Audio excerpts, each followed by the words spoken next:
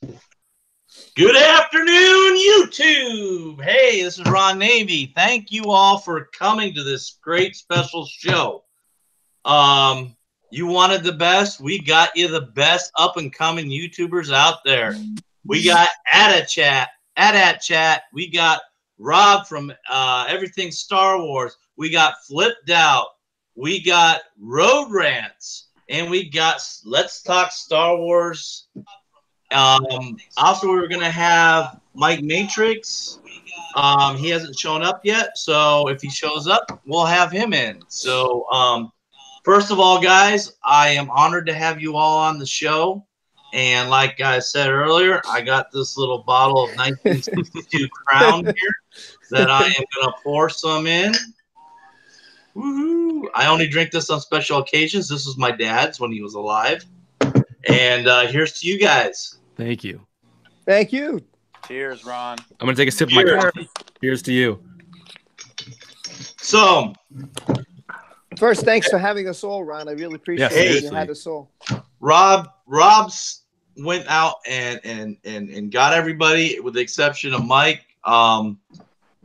Let's Talk Star Wars. I appreciate that you reaching out and start doing that, Rob. Much appreciated. No problem. I want to thank Rob. You're over 400 now, I think, subscribers. Awesome job. Thanks, man. Thank you. You're hitting it big time. You're up over 600. I saw. I don't even know what's happening, man. It's just you're going out there. And I noticed John Matrix, even though he's not here, he hit up over 400. Oh, wow. Nice. Yeah, he got himself new equipment and saw that he's up over 400 now. Road Ranch, you're rocking it, and Flipped Out, man, you put out the funny video earlier. And Mike, my buddy Mike, he's a fellow Dark Council member and creator of the Dark Council, which we do every other Wednesday. Welcome, my brother. How you doing, man? Hey, Mike was the only one in that fan film, so let's give props, man. Let's give props. Yes, Mike was in the fan film. Wait. Here, you were at Vader?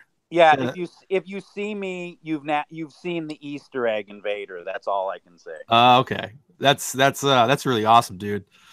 I happen to be a big time cosplayer. I run a cosplay for charity group in California and in a few other states. And so I went out for Vader originally. I got beat out by my friend Dupree, who is also part of my cosplay for charity group. Nice. And then Danny asked me to come in as a background character. And so I filled in, and Danny and I have developed a pretty decent friendship since then. As a matter of fact, Danny shouted out the auditions for my fan film last night on his live stream. For those of you who don't know, Danny, the director of Star Wars Theories fan film, is on YouTube. He is the spiffy nerd herder. Oh yeah, that guy's funny. His kid, when he put the video of his kid reviewing it, was so funny. Yeah, he's a good guy. He's a good guy. That's really cool. Yeah, I watched that movie a couple of times on my big TV. You know what? Nobody should ever watch a fan film on YouTube. They should just go and stream it to their giant HD TV because it totally changed my experience once I did that. I got to see the premiere. I got to see the first showing in the premiere, and I actually live streamed before, and then I cut when it ran, and then I live streamed afterwards. That's really cool. Yeah, that's cool. You guys got to go to the premiere. That must have been nuts. Hey, Mike, you started talking about your channel first. Go ahead and tell people about what you're planning on doing as far as your fan film yourself. Then we'll move. What I want to do after this is I'm going to move through everybody and let you talk about your channel and who you are. So everybody, please, everybody in the chat, subscribe, hit the like, subscribe to all these channels. Awesome people here. Go ahead. Hey, Ron, John just said he couldn't get in because of it's not letting him in. I don't know why. It's not letting him in. Yeah, he just sent a message. So the Force Wave, to respond to your comment, that profile pic is actually myself as Darth Maul and the actress Bai Ling at the Burbank International Film Festival. Wow. Oh, cool. Yeah. I cosplay Darth Maul. I cosplay Darth Vader. I cosplay a TK. I'm building a shore trooper kit. I cosplay Nihilus. And, Are you in the I also cosplay a Sith of my own creation. Are you in the 501st? No, I created a group in opposition to the 501st because I do not like their policies and the way they treat people. No kid that I've ever gone to visit in a hospital looked down at my boots and said, "Those aren't screen accurate. Sorry, could you send another Darth Maul?" Wow. Oh, geez. I didn't know it was that strict. Oh, yeah, it's ridiculous. I actually was asked to join as Darth Maul and then was told I needed to buy a $600 pair of leather Gore-Tex motorcycle boots to qualify to be Darth Maul. So I said, no, thank you. There's also the prerequisite of having the Force.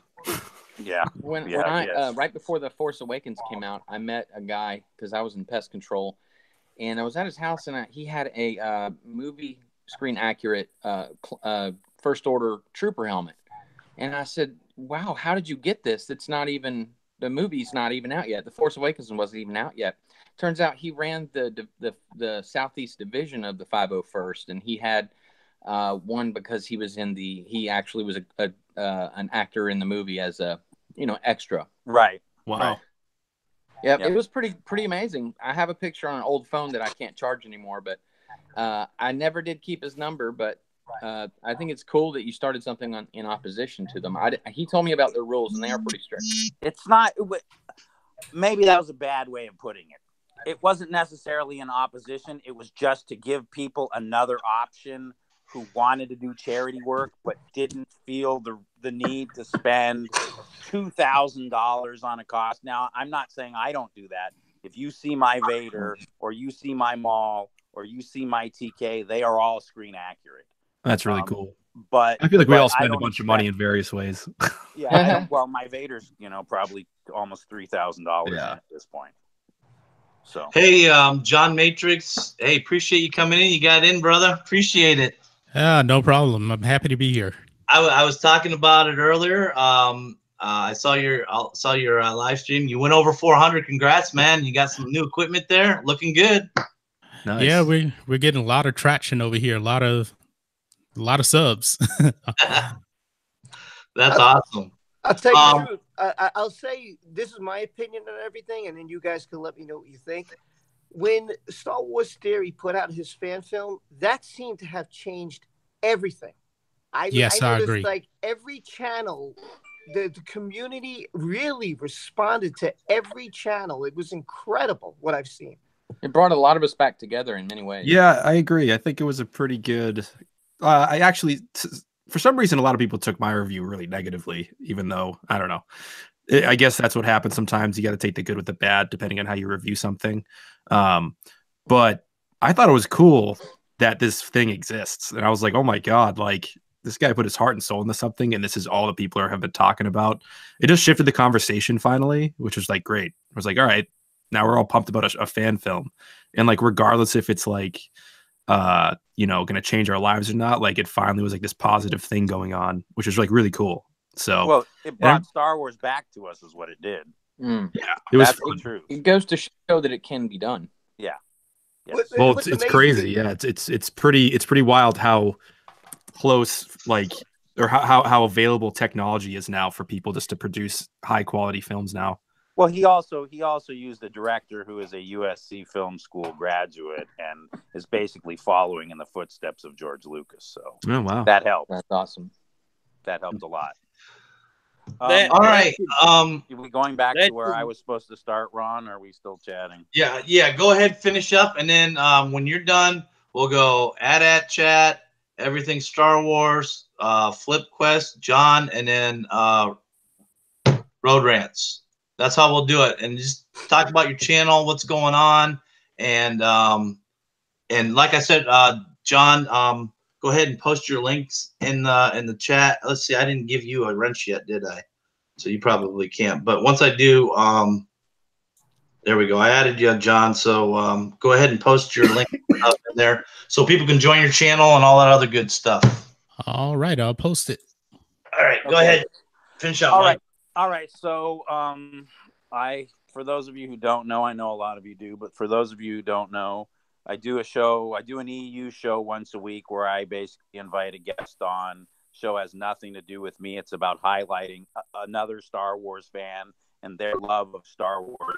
Try not to talk about Disney since Disney's offensive in my personal opinion. You know, everyone has the right to their own view. I'm just speaking for mine. Then I have another show that we do that Ron and I and DJD do called The Dark Council, which is twice a month, the second and last Wednesday of every month, where we pretend to be Sith Lords and talk nonsense. Then on the side, before Star Wars Theories fan film, I had been talking about fans taking Star Wars back and doing this. And then after Star Wars Theories fan film, I realized that it was not only something that I needed to push more, but it was actually achievable. So with that being said, I have now opened up casting for my own fan film, which will take place during the hyperspace war timeline, which is very vast. So it doesn't really give you guys that great an idea of what it's going to be, which is sort of the idea. I've dropped a lightsaber reveal and a mask reveal on my page. That's about it.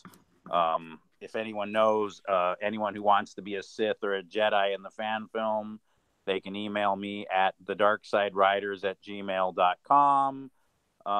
That's also my charity group. We are on YouTube. So if you want to follow my charity group and what they're doing, just look for the Dark Side Riders on YouTube or the Dark Side Riders on Facebook. That's up to you. I mean, if you like costuming and you like Star Wars, it's fun. If you're not into that, then good for you and nothing held against you. I think that's about it. That about sums up what I do here. Thank you. And next, please. All right. I guess that's me. So I guess depending on if you, I don't know, are an 80s kid or I guess later, it's either AT-AT or AT-AT. So I call it AT-AT because the Kenner toy line would always call them AT-ATs in the commercial. So I think it's kind of a cheeky little thing for my channel. But yeah, I just kind of am throwing stuff at the wall with my channel at this point and seeing what happens. It's like half parody, half roasting, or half. No, it's a third parody, third roasting, and then the rest is reviews. And I'm trying to figure out, like, I guess what I'd really like to do overall with my channel. And I think what that will turn into is sort of like deep diving into just more mythology of Star Wars through all the books and even the legend stuff. Now I'm starting to really get into. So still figuring it out. But yeah, I just for right now, I think the funnest thing that I like to do is create parodies and like just completely weird, animated, strange videos. Like I probably have this strangest. I have this thing called Bantha Inc. that just like makes fun of everything, and it's like because you know how Star Wars people could be. It's like everybody hates every other trilogy, or somebody hates this trilogy, somebody hates that trilogy, or then you got these tribes against other tribes. I just try to like play on that stuff sometimes with my channel just to like poke fun of it because I'm the rare few that likes all the trilogies for some reason. Somehow I like them all too. Oh, nice. We're the rare two. Wait, except for the new one. Wait, which like Solo or TLJ? The Disney trilogy. Yeah, see, I'm the rare few. I still like what's happening, but then it took a while for me to warm up to TLJ. I was one of the guys that was like, I left the theater going like, what did I just watch? And I was with my wife, and we were just like, this didn't feel as fun as the last one. We kind of like felt bummed out. And then I remember going to see it again, I guess like without all the anxiety of being hyped out for the film. Because like they are anxious events for people like us, right? We're like, yeah. And I was just like, all right, let me see if I missed something. I don't know. And like the parts that I still didn't like. And then what I ended up just kind of like enjoying was probably the stuff that nobody else likes is the Luke stuff. But for some reason, I don't know, I just got sucked into it when I finally saw it the second time. But I still don't like the weird humor that happened. Like for that, I don't know. Got a little goofy for me. Yeah, I agree with that. After that. Yeah, like the first, I saw a video about the first 3 minutes that came out today. And it was actually pretty funny to watch. I was like, yeah, I'd actually agree with this. The first 3 minutes kind of were a little funky. with that mama joke. I was like, I think that's when I was like, "What's happening, everybody? Like, what are we watching?" But overall, like, I've been having a pretty fun ride. I think I just released like a Rogue One trailer for the hell of it. I just recently rewatched that, and it's one of those films that I don't know if you guys like it. I don't know if you think that didn't really feel like Star Wars or not. I liked Rogue One's the only I love Disney Rogue movie I One. like. Yeah, like that movie gives It me was awesome. chills when I watch it. It is so good. So I just did a like a audio commentary for that and like a little trailer. So I guess you could say I'm just doing whatever comes to my brain with my channel. And a lot of it is like learning by watching everybody else. Like even you guys, I watch a lot of your channels and sub to a couple of you guys. Let's see. And I'm sub to a couple of other YouTubers like Star Wars Only and everything, just trying to see what the community's talking about and trying to, just get to know people at this point. So I guess that's it. That's all I got, guys. Yeah. Nice. Nice. All right. So, can you guys hear me? Yep. Yes. Yep. Okay. So, I'm everything Star Wars. My name is Rob. I'm kind of new to this. I think I've only been doing this about like 7 months now. I try to cover, like my title says, everything Star Wars from Galaxy's Edge. We'll talk about Battlefront 2. I sometimes I live stream Battlefront 2. Nice. I do live chats on Sundays. Unfortunately, I have a phone, so I can't do what Ron's doing. But I got a laptop, so I have to learn how to use that, and then I can invite people to the channel, which I really want to do. I give shout outs, and right now my big thing is questions for creators. John Matrix was the first video. Rhodes Rants was on that. Flipped Out will be coming out this week. I'm finishing his video. Ron Navy, I just got yours. Yours will come out this week. Mike, I had shout out last week because he was really nice. Yeah, he let me use some of his footage from the theater from inside. So I edited just to give people to let them see what it was like. And hopefully he got some subscribers out of that. I hope. And I just want to thank Mike for that because it was really nice of Mike to do that for me. Yeah, you didn't send me the email about the other thing though yet. Oh, I didn't send it to you? Okay, and then I have to send it to you because I definitely want you to do that. To me, the whole thing is, I try to cover everything. Rumors, speculations, movies, old movies, questions about the old stuff. I try to cover everything. It's difficult, but, I try. And what else I want to say? The last thing is the thing with the questions for creators. Everybody seems to really be on board with it. I've got a lot of positive from all types of people. And it gives me a way to learn who Rhodes is, who John is, who Flipp is, who Adad is, who Mike is, who Ron is. And I think if you watch everybody, you really learn. Like Rhodes was very touching. Like I didn't know that he had such a rough childhood. And if you watch it, you're going to be like, wow, it's interesting to learn. I think the big thing about Star Wars that I say that got me into it, which got a lot of people, is family. Your parents took you, your father, your mother, somebody took you, and it got your family together, and eventually got you and your friends together. And I think that's the big thing about it. And that's I think that we can all agree to that. But I won't talk anymore, and I'll pass it along. I still owe you a video, by the way. I haven't forgotten. I swear. Yeah, and Mike, I'll send you the questions. I just got to get your email, brother. You have it. Oh yeah, I do have. I'm sorry. Oh my God, I'm so overwhelmed. You have like no idea because I'm working 2 jobs. I have my baby, and it's just I'm getting emails like crazy. It's like it's a lot. It's a lot of work. I'm getting auditions. I know all about it. Yeah. I got my wife's pregnant. We got a 10-month-old, and I'm trying to do this channel and also working in post production. So my life is like I don't even think I have a schedule anymore. I think I'm just awake 24 hours a day. So Heard that. that's pretty much it. I'm glad my kids are all grown up. Yeah. Flipp, I think it's on you, brother. All right, so Flipped Out, and in no particular reason except I like the name. I picked the name originally as a gamer tag on Xbox One, specifically because I wanted to play Battlefront and have a cool name. The name before that was Taken Amount, which sounds like taking them out, and before that, Schlitterbahn was my gamer tag. and that was it supposedly means waterway in German, but I also heard it's slang for heroin, so I had to change that. Jeez. But anyway, I ended up with Flipped Out, and I do movie reviews. I talk a lot about Star Wars. You'll clearly see what I do and don't like. Of course, I covered the Vader fan film series. Now I'm just at 149. I would love to have more subs, but I don't. It's coming, exactly bro. have as- You got a great channel going, Flip. Listen, I'm telling you, you got to. I've been watching you. You're doing great, bro. Well, I appreciate it, but I'm kind of doing two things at once here, along with the Rookie Critic, Black Angus reviews, Sith Oh yeah, Kryptonian, yeah. I know Black Angus and Jeff the Iron Wolf. Yeah, all of us are. We have this thing called the Fandom Collective, which includes all of you as well. And Rookie started the website, and I've started the Twitter.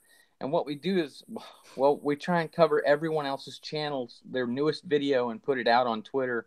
It's at Fandom Collective without the E at the end. Tried to get the full name, but not too many characters. So I'm covering that Twitter, my own Twitter, and a Twitter that I have with my parents, Are You Shirting Me? Because we do T-shirts for cannabis and such. So it's a full-time job to do all that alone, and then come up with skits and good topics. But I'm doing my best. And this Wednesday at 9 p.m. Eastern, I'll be hosting my first live stream, and it will have Odin's movie blog on it. So I'm pretty happy about that. Oh, nice. So looking forward to that, guys. And that's me in a nutshell. Awesome. Nice. I love your icon, dude. It's very cool. Thanks, man. Yeah, I like yours too, actually. It's pretty clever. I spent 4 minutes on that because I was like, what do I do? I guess I just use the stereotypical Star Wars font and the star. That's literally what I thought. I guess it works. I don't know. Well, the name is neat. At chat. It works great. I know, but you know what's funny? It's like it's always going to be the AT chat to like 99% of people, and I'm always just like, but it's the at chat. Did you think about doing the at symbol twice, like the at? Actually, I didn't, but that's how I explain it now when people are confused. I'm like, it's like this, and then I just do those two characters. Oh, but yeah. Cool. Yeah, cool. Who's next? That would be John. Oh, it's me. Well, my channel is John Matrix with 2 X's. The reason for that is there's a bunch of John Matrix out there, I guess. So I just added another X. But I pretty much started my channel last summer. I've actually had the channel for like 11 years, but I never put anything out on the channel. I wasn't a content creator. So, but this summer I decided, I'm seeing all of these other people putting up stuff, I can do this. And of course, when I first started off, looking back now, yeah, my content was horrible.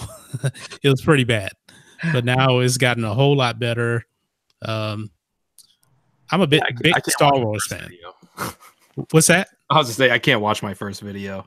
It's yeah. I mean, I think the problem is it's so hard to get used to hearing your own voice when you're recording. It's very, very weird. It took me a few months to really get used to it. But I'm a huge Star Wars fan, big time Star Wars fan. Actually, I started off I think my first video is about Star Wars, but I was trying to not just do Star Wars, and as the channel grew, everybody wanted Star Wars from me because I know Star Wars. I know Star Wars a lot. I mean, I grew up on the Return of the Jedi. That was the first Star Wars movie I went to. I'll never forget.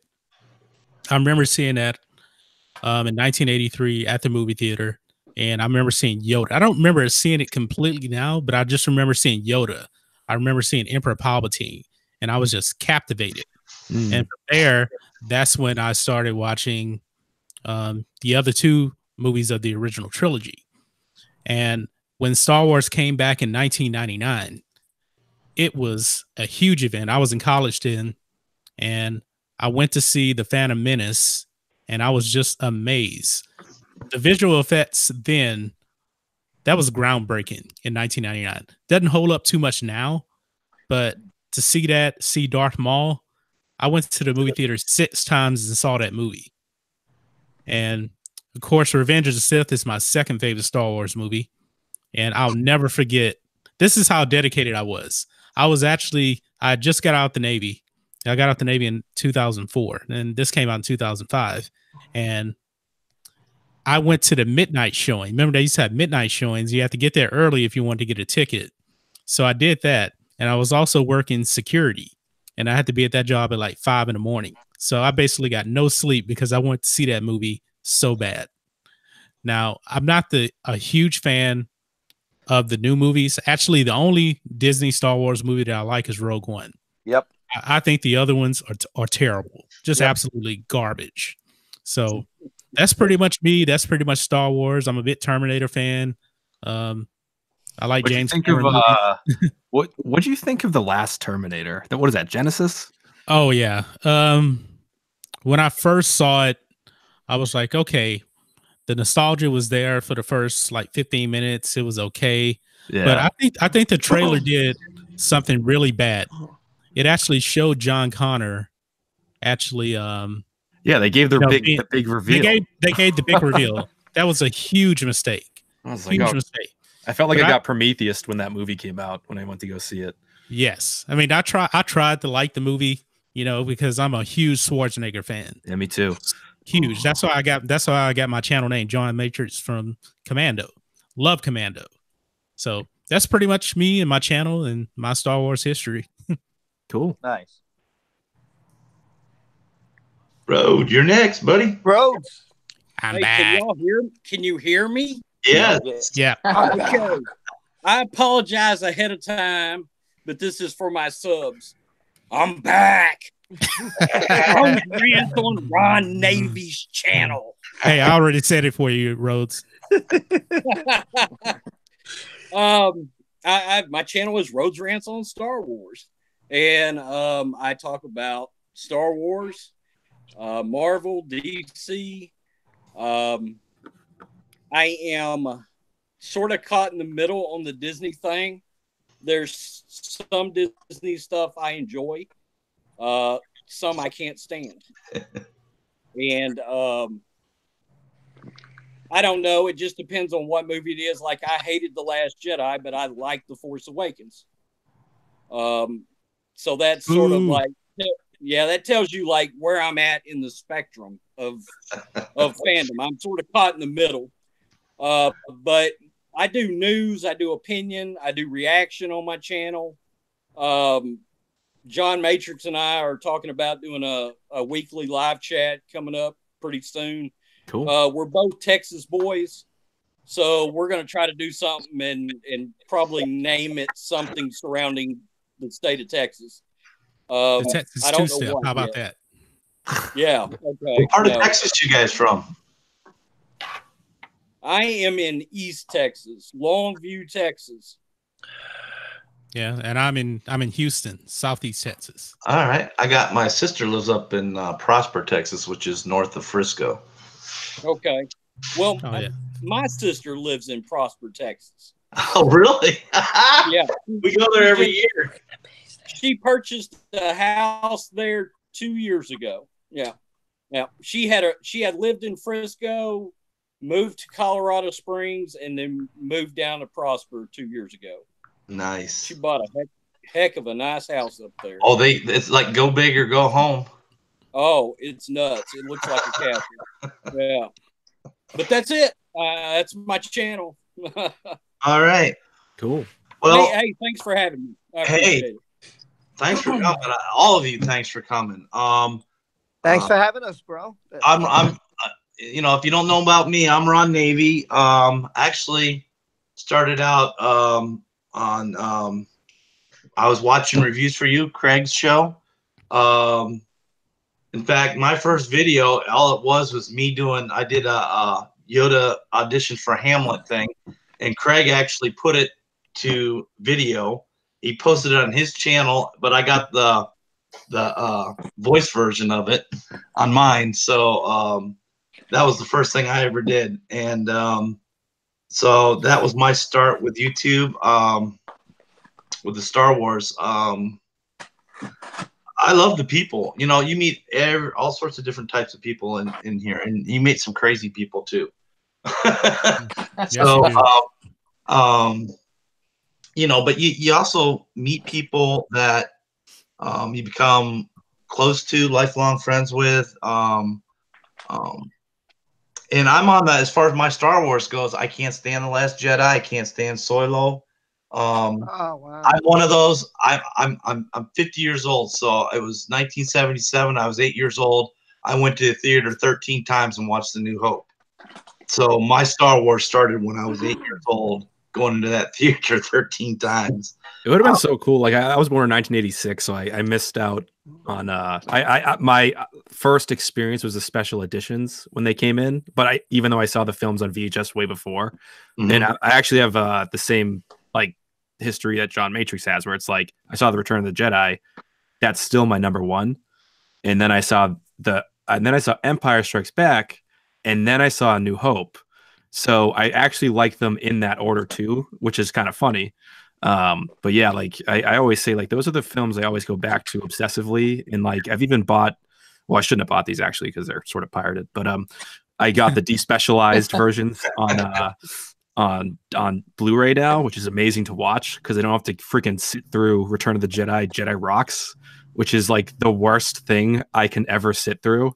I can't stand that one special edition thing, that Jedi Rock song. It's so painful.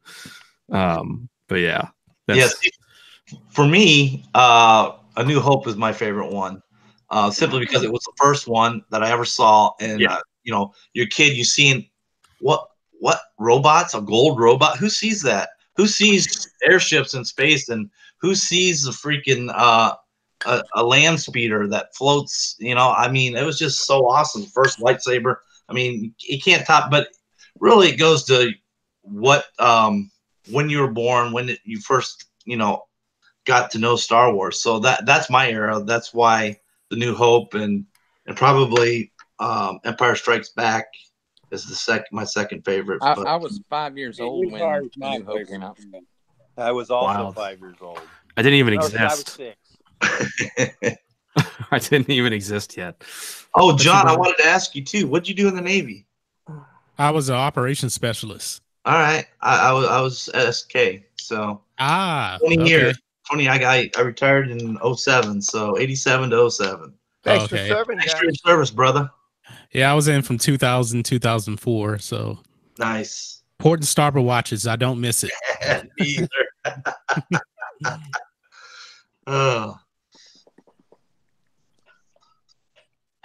But you know what? Something about Star Wars, since we had kind of mentioned, like it seems like we kind of like it. We rank them based on, you know, when we saw them. So somewhere in the world, there's some 5-year-old right now that will probably think The Last Jedi is the best Star Wars movie ever. No, not if his parents grew up because they don't know any better. not if his parents grew up on Star Wars. No, he won't. I'm kind of different in that sense. Even though I had, you know, I remember everything from The New Hope, Waiting Online, the whole thing that sucked me into it. You know, when I analyzed everything, my favorite, because it seems so deep, and I guess because that's where Star Wars was all about, was about Vader. My favorite to this day is Revenge of the Sith. I just felt, even though I'm sorry, I'm a little sick. Even though, Jesus. Even though, I'm sorry about that. Even though I'm original trilogy, you know, I was born in 72. I'm 46. I went to 1977. I was my daughter's age when I first saw it. Never forgot. Blew me away.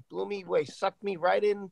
First scene, music, the ship, the rebel ship fleeing from the big Empire ship. It was incredible. Blew me away. But even though I experienced that, loved every second of it, Revenge of the Sith really got me. I mean, to see Anakin, to know, like, because now I'm an adult, and, you know, here he is. He's worried about his wife. He wants to save his wife. You know, the only power, he trusts Palpatine. He sucks him in. He says, oh, we could save your wife. I understand that, you know, as an adult, when you have love and you want to save people and, you know, your mother's dying and death is around you. And Yeah. I mean, I got it. And to make that even more clear, that's what this fan film did to me. It even sucked me in even more because you see, even though you can't see Vader's expressions, you can tell the emotion is there. John said this on his channel in his review. Rhodes said this. Many people said you felt emotion. That's what you want. You want to feel that. That's what The Last Jedi didn't give you. To me, you want to have that feeling of you feel for the character. The only other time I felt for Vader was when Luke said to him, "Then my father is truly dead," and you just see Vader like look to the side, and that's the first time you ever see Vader had any kind of weakness ever. Actually, And The Last Jedi did give me an emotion. I wanted to throw up. Yeah. I just Yes, don't it feel did. that. I don't. So here's feel that hold way on. about So here's Kylo what I Ren. think.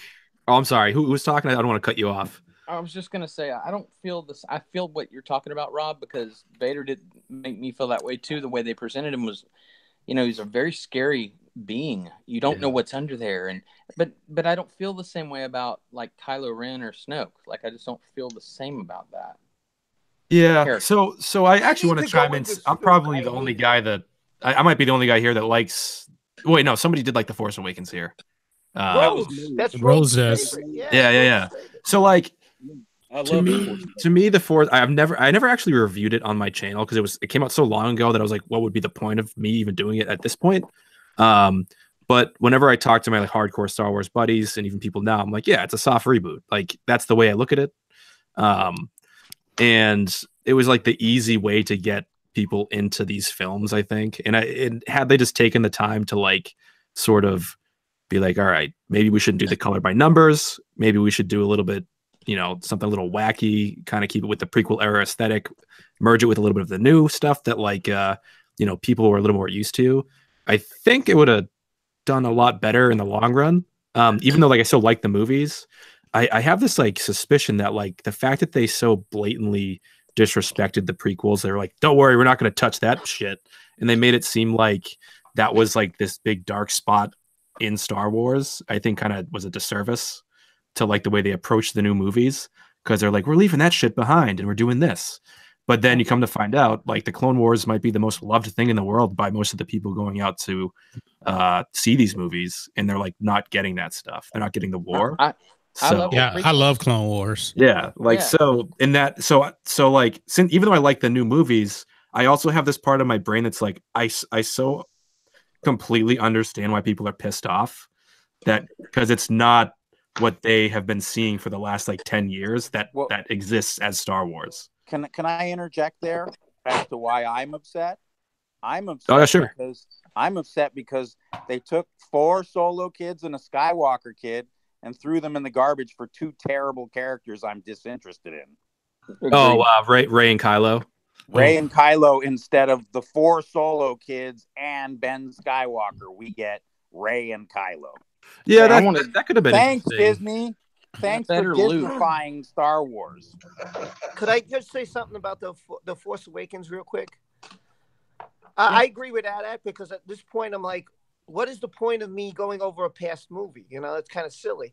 But I see what I felt, and I don't know if any of you agree with me. I loved the first half of The Force Awakens. I was so hyper. It was great to see Kylo holding the blast, having this conversation with Poe, and he's like, oh, yeah, let me let this blaster go. I forgot all about it. I was like, wow, this guy is powerful. I can't wait. I want to see this. I want to see a very powerful, intimidating Sith Lord. God, I'm dying here to see this. And then he got weak. It turned him into Yeah. Like, what happened? Like, no, don't do this, don't do it. And that's what killed me. That's what killed me. Like, he got beat by Rey. How did this happen? What? He's trained by Luke. He kills off Jedis that Luke was training. I mean, I don't know. I don't get it. I didn't understand that. I'll tell you what, Rob. I'll tell you where The Force Awakens really went downhill. As soon as Kylo Ren took off his mask, it pretty much really went downhill because you were like, all right, this guy's not intimidating anymore. Second, when Rey did the Jedi mind trick, I was out. That's when I was like, this is ridiculous. Yes, and then the lightsaber battle, of course, at the end, and also just taking Luke completely out the movie, that really pissed me off about The Force Awakens. And J.J. Abrams, he's known for these reboot movies. If you look at Star Trek, he really did a soft reboot on that.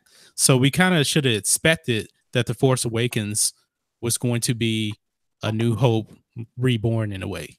Yeah, I feel like the second you see Star Killer Base, you're like, yeah, like it is a Death Star. And Star Killer Base wasn't even scary. No, I mean, no. when you saw the Death Star in A New Hope, you were like, whoa. When you saw Star Killer Base, you were like, oh, not again. Yeah. Yeah. Right. Again, also JJ, I mean, let's be honest. JJ was okay when he was in television, but he's not good in movies. He can't finish anything either. He's never been a closer. No. Well, No. it'll be interesting to see what Nine's like. I mean, I'm not sure if you guys are interested at all in it. I won't bother to see it. Sorry. Hey, we got a question in here from D Penzak, and before I ask the question, also want to give a shout out to the Black Mandalorian. He's in here, so people check out his channel. Please do that. The question was from D Penzak, and he wants to know how the panel feels about LFL attacking fans.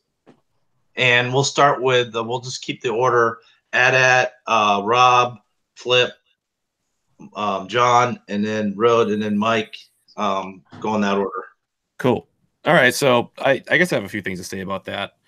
I think sometimes people on Twitter can get themselves into trouble just for saying stupid shit. And I think and I also think that when people don't like a movie, like you should be able to handle a little bit of the criticism if it comes at you.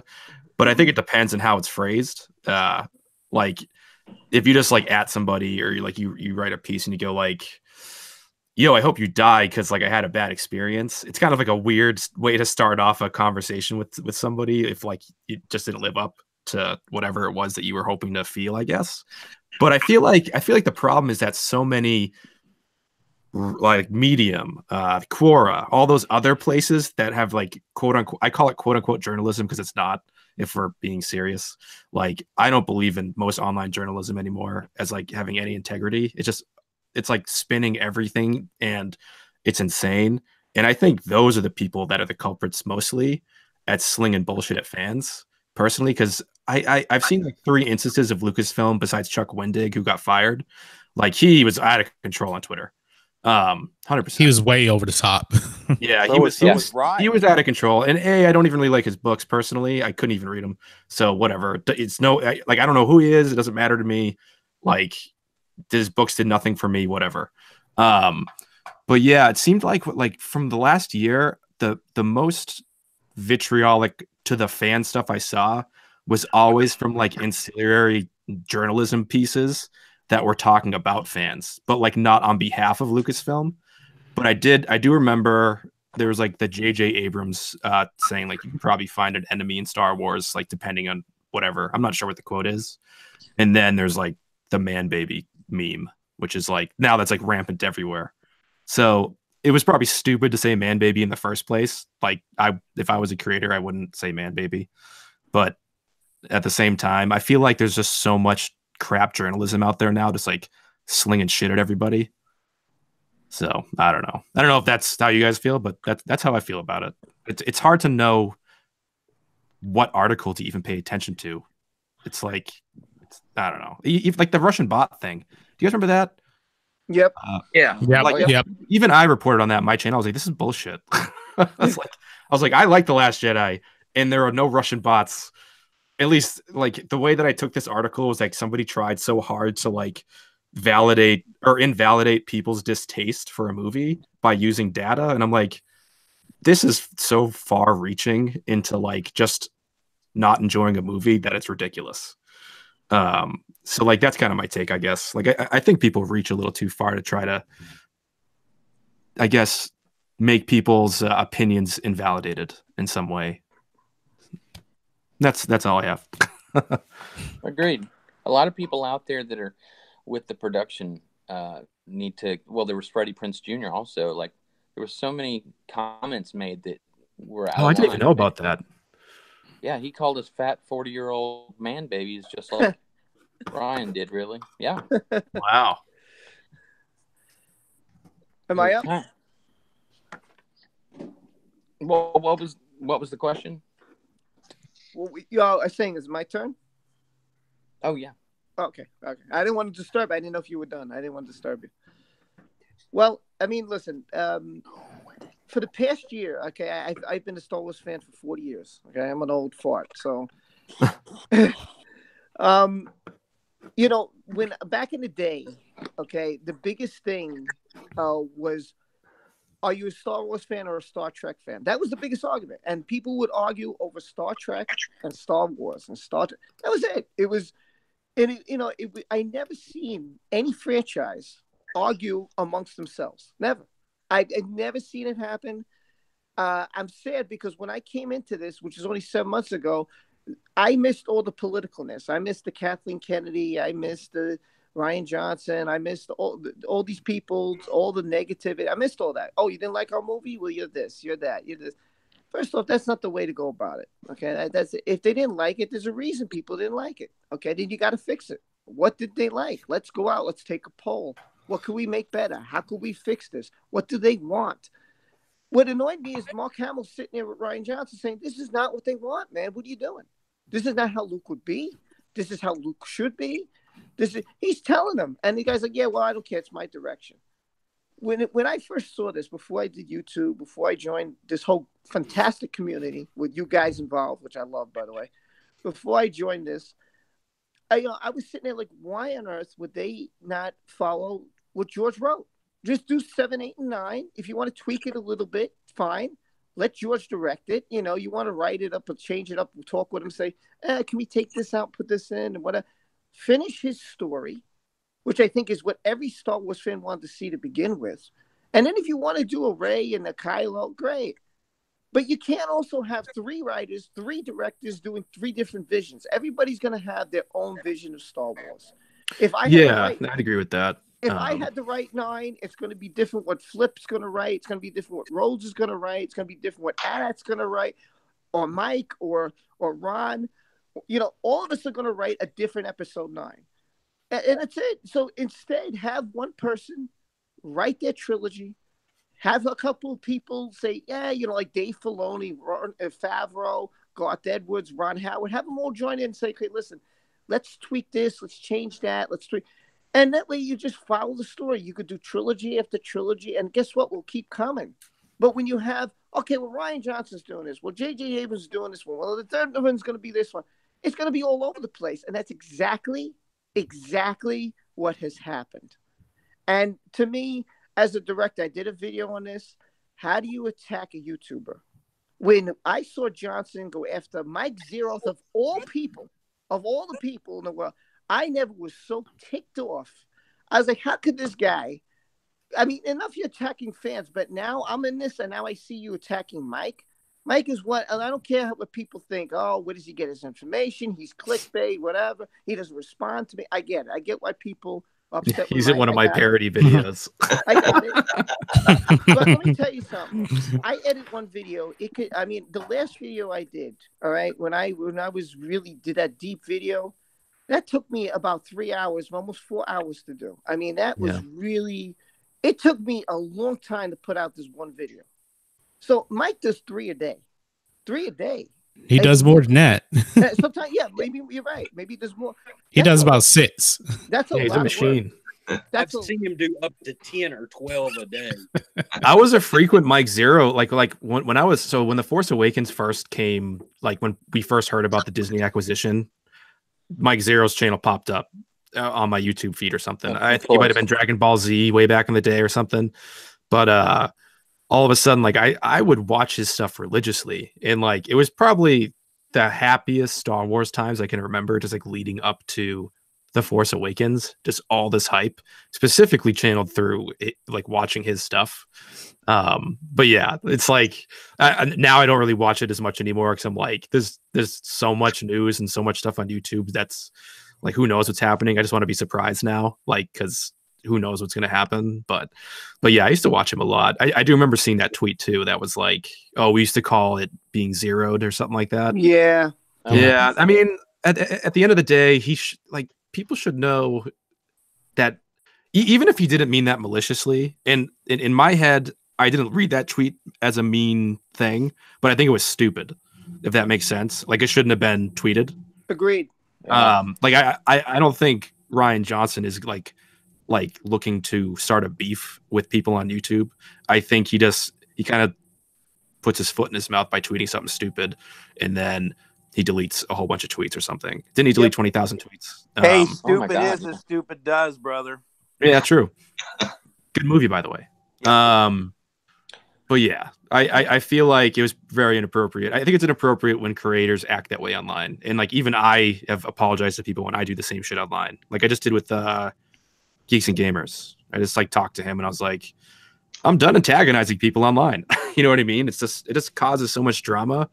And I wish that, you know, the people from the top down, the big CEOs would also learn that, you know, it's not even just Star Wars. I think a lot of creators kind of get weird with criticism. It's like even at this point, it doesn't really matter who started it. Let's just, you know, try and keep it, civil between each other. Exactly. Civil. What, like if Adat likes The Last Jedi, great, good for him. Yeah. He could state his points, and I'll say, hey, I didn't like it for this reason, but I don't think he's a bad person. That's the whole fun point. of him. Exactly. What's the problem? Why can't we just say? And maybe he opens my mind and say, hey, how about this scene? And I was like, man, you know what? Maybe he's right. I didn't think about this. I didn't think of. I got lost in the negativity. Yeah, it's good to keep an open mind. You could dislike. You could agree to disagree, but at least be civil about it. You don't have to put people down. There's no need to insult people. And if you want to argue, do it offline. Don't do it publicly. Send the guy an email. Yeah, I think DMs are where it's at this point. If you want to like figure it out with somebody, don't do it. Don't make a show out of it online. that reminds me, I'm gonna be DMing the hell out of it. I'm kidding. It's like, oh my god. All right. No, I'm just kidding. It's okay. You can DM me. John, you're next. I'll DM you for a skit, bro. Nice, dude. Yeah, do it. I would love to do more skits. I literally I have ADHD, so like whatever my brain tells me in that moment to make a skit of, I'm like, I have to do this now or I will forget it, which is what this skit was today. Oh. Yeah, it's hard, man. It is. You got to get right on it. Exactly. It's my turn now? Yeah, I think so. Okay. You done? Wait, yeah. This is you done, Rob? Yes, sir. Go ahead. I talk enough. Go ahead. All right. Go. This is really the way I see it. I see everything that Ryan Johnson has been saying and everything. I see that as that's pretty much, the way Hollywood is now. It's all about the wokeness. If you don't like something, then you're racist, you're sexist.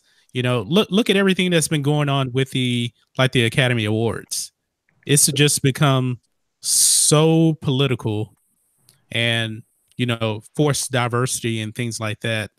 I mean, I'm all for diversity. And first of all, Star Wars is already diverse. George Lucas, he already had a strong female character. George Lucas already had, black guys and everything like that. But what was really like the point of putting like Rose Tico in The Last Jedi? Rose Tico, one of the worst characters ever in Star Wars history, with Rey, of course. And when people say, you know what, Ryan Johnson, I don't like that. Well, you guys are just a bunch of fat old white people. That's what he says. I'm like, man, what is your problem? And Chuck Wendig is even worse. Yeah, he's a tough dude. So I mean, let's be honest. Chuck Wendig lives in a van down by the river.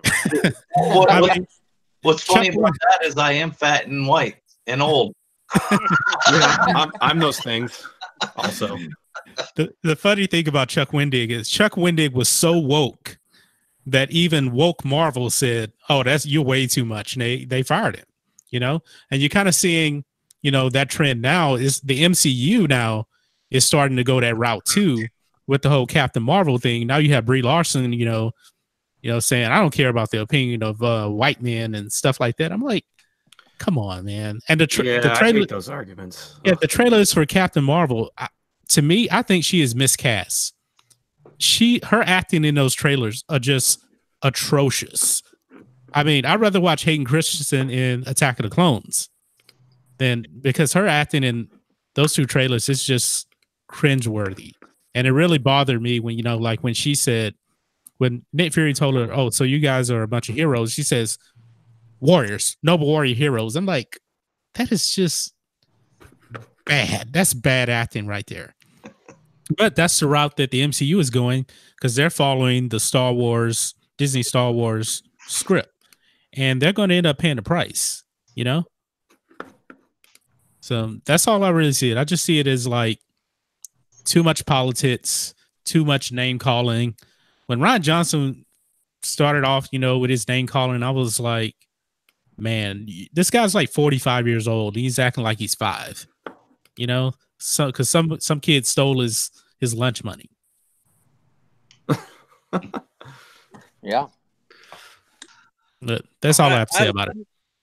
I look at it even more simple than that. If I sell a product and somebody doesn't like the product and they voice their opinion on the product, you don't tell the customer to go to hell when they don't like the product. You do something to improve your product. Unless you're Ryan Johnson. Totally agree, Rhodes. Yeah, I mean that's as easy as I break it down. I give you my money, okay? And when I hear, well, you guys don't own the movies. Well, really? Because I bet you my parents spent a load of money on figures growing up. I had a long talk with her on Twitter, and she apologized for that comment, by the way, Rhodes Rant. So, I mean, it's if you spend your money on a product, I want a good product back. It's that simple. I cannot figure it out with Lucasfilm. Yeah, I think it's like now that we're in the era of Star Wars forever, kind of like it's just going to be going on. I think fans like us, like we have all these movies in the EU now, Legends, and all these things that we've grown up with, and like I feel like we're bound to get disappointed, like really like egregiously at some point by one of these films because like they are our religion, kind of, if you think about it. Like we've grown up with the Force and the Jedi and thinking and like putting ourselves in Luke's mindset and living like vicariously through these movies. And like for me, I get that feeling of being like, why did I just get fucked by this company? But then I feel like that's inevitable, kind of. Like I feel like it's gonna happen to all of us. It hasn't happened to me yet, but episode 9 could like ruin my life for all I know. Like I could see it and I could be like, all right, it happened. It happened to me finally. And now I understand like that like profound like but the Last Jedi already ruined a lot of lives, Yeah. Can I say something real quick? I'm sorry. I know I talk a lot. I apologize. But listen, like Spider-Man. Did you guys watch Spider-Man, the movies? I've seen almost all of them except for the second version of the Spider-Mans. Okay. Yes, I like Spider-Man. So I hated, and I don't know if I'm alone here, I hated number 3. I was majorly disappointed with the Sandman, the Venom one, majorly. Oh, yeah, that was a bad movie to me. But it didn't stop me from seeing the next one. It didn't stop me. I didn't sit there and say, hey, I hate all these Spider-Man fans. You guys are horrible. No. I went and said, okay, it's a bad apple. You have 3 movies, one's bad. Let's see what the next one's about. There was a Batman movie I didn't like with the Penguin. The Danny DeVito was great. I just didn't like that movie. But I like that one. Oh, that's a deep cut. Wow, I remember that. You're talking about Batman Returns. That was good. I don't remember the names. There's so many of them. I can't remember. That brings me back. But I'm just saying, like, that was the one out of all the Batman I've seen. Everyone I've seen, I've loved. But that's the only one that left. I would put last on my list. Hold on, Rob. You mean to tell me you like Batman and Robin, but didn't like Batman Returns? Uh-oh. Stream's over. Because we got a problem right there. Batman and Robin was horrible. We can never absolutely terrible. But is it so bad that it's amazing? Wait, who was the villain? Who was the villain? Yeah, that's how I remember. Arnold Schwarzenegger was in it. I'm a huge Arnold fan. Arnold was terrible in that movie. And Uma Thurman.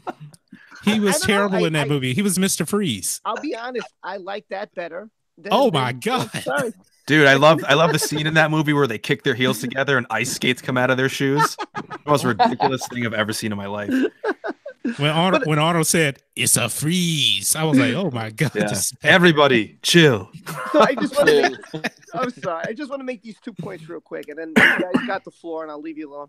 One is you're gonna have a bad apple. If you put out 10 movies, not every one is gonna be superior. That's we got to accept that, and we move on. It's a bad movie. Right. We move on. And number two, if you own a business, any business, and you have customers and they're loving your business, and you put out, I don't know, a burger, and it's horrid, and everybody hates it, you know what? You got to say, okay, look, we got to discontinue this burger and give them what they want, because then they'll come back. It's real simple. If you screwed up and the majority of the people didn't like something, fix it. Find out what they didn't like and say, okay, just fix it, and we move on. That's all it has to feel like JJ's doing that now? I have a feeling that he's kind of making sure. I feel like he has his ear to the shoulder of the fans now. Or like, I don't know. I mean, I feel like he's going to pull a Revenge of the Sith, hopefully, for everybody. Where like he's in a real tough situation. I agree. Yeah, he is. Well, here's my point on that. What is there left to tell? There is no Luke. Yeah, who cares? Rey is still good at everything. There's nothing to tell. And the way the Last Jedi ended, it felt like it was an ending to everything. Yeah. I actually said this on my channel once, and I don't know if it might not even matter, but I was just like, I feel like TLJ would have been a better just book before episode 8, because it seems like episode 7.5. Because it just, starts right away into the next film, which I thought was really jarring. We've never seen that before, and it's still kind of weird to like, if you've seen the two movies together, the time is still kind of funky, like the timing of everything and how things play out. Do you think 9 should be split into 2 movies at? Absolutely not. I think if they can make 3 hours, if they can make a 3-hour film to make everything work for everybody, make a 3-hour film. Absolutely make 2 movies. Do you want to endure 2 bad movies? Yep. They need to make 2 movies, Mike, because what is Mike to train, and then she needs to fail in the 3rd act of the movie, and she needs to join Kylo, and then in the next movie, everybody comes back, and like Luke comes back, and it's too late. It's too late for training. This would be the 3rd movie. It's too late to train. I'm saying you've got to make 2 movies because of what Rian Johnson did. What if episode 9 starts and Rey is a Sith Lord? I would love that. I would love that. Now you're talking. Disney would not allow that. First of all, she's not even a Jedi, so how in the world she's going to be trained to be a Sith in 1 year? Who knows? You never know. Well, in my opinion, that is the only way to save it, is if Rey goes to the dark side. Well, I'll tell you the way to say it. Anything right off the get-go from the very start anyway, so I guess she could become a Sith. I mean, just like Snap. I actually always figured she was going to go dark, like just the way that she, like. So I think her character arc is a little bit up and down. Like I don't hate it. I don't think it's the most amazing character in all of cinema. I actually find Kylo Ren more interesting because I've never seen like the light side. Like, well, we've seen like Vader pulled to the light side when he realized he had a son. But before then, it was pretty much struggling mentally about Padme in his past. But I like the idea of like this like guy pretending to be a badass that has all this power, but he's just like a little bitch, and like he hides behind this visage, and he makes his voice so deep, like an alpha male, like hey everybody, like trying to be this thing, and he takes off his mask and he has like beautiful hair and he's like kind of like soft, and like it's just ridiculous, and you're like, wow. Nobody would take this guy seriously if he didn't have this mask on. And I kind of like his character in these movies more than hers. If that makes sense, I guess. It seems like the way I've been experiencing these, it almost feels like episode 9 will kind of reveal that like it was always about him. And I don't know if, if you guys don't like it, it's not going to work anyways for you. But I feel like what I like and what's keeping me hooked, even with the stuff that I don't like, is figuring out what this whole Kylo Ren turned into. Like, why did he turn into it? What the hell happened besides Luke trying to strike him down? Why did Snoke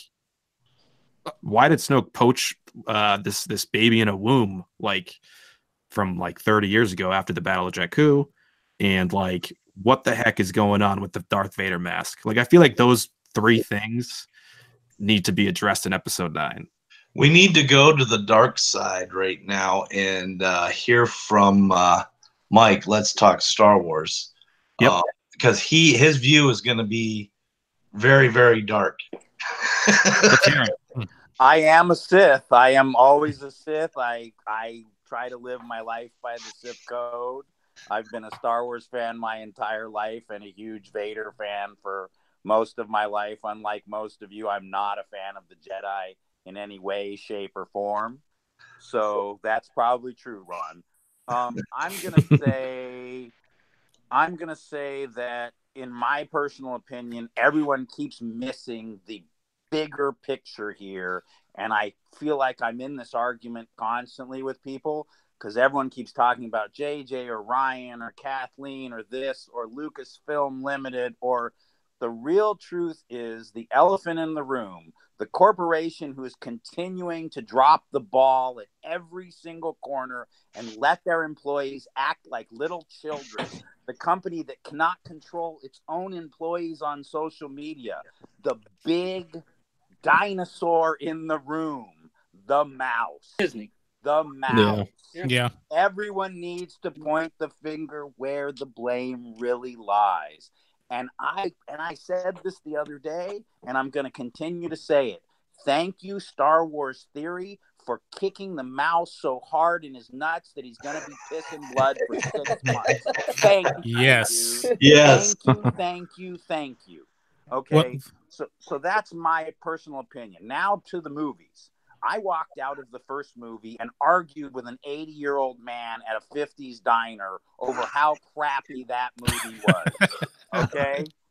Then we raised $1,400 to take kids with Down syndrome, low-income kids, and kids fighting cancer to see that second movie so that they could watch the movie with us in costume in theater.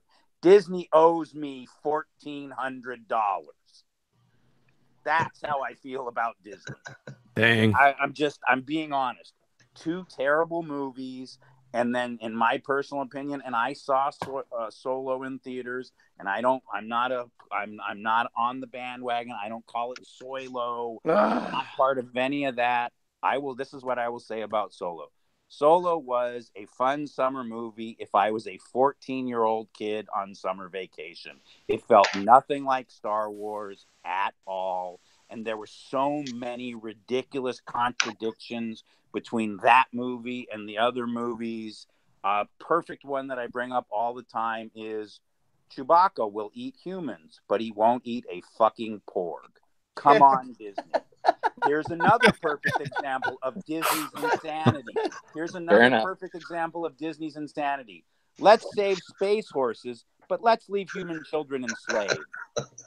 Yeah, I don't know if Great anybody messages, likes, Disney. Great messages. I don't think anybody likes Canto Bite, though. I don't know if any Star Wars fan does. No. I'm just saying these are the messages that Disney is sending out in its underlying stuff.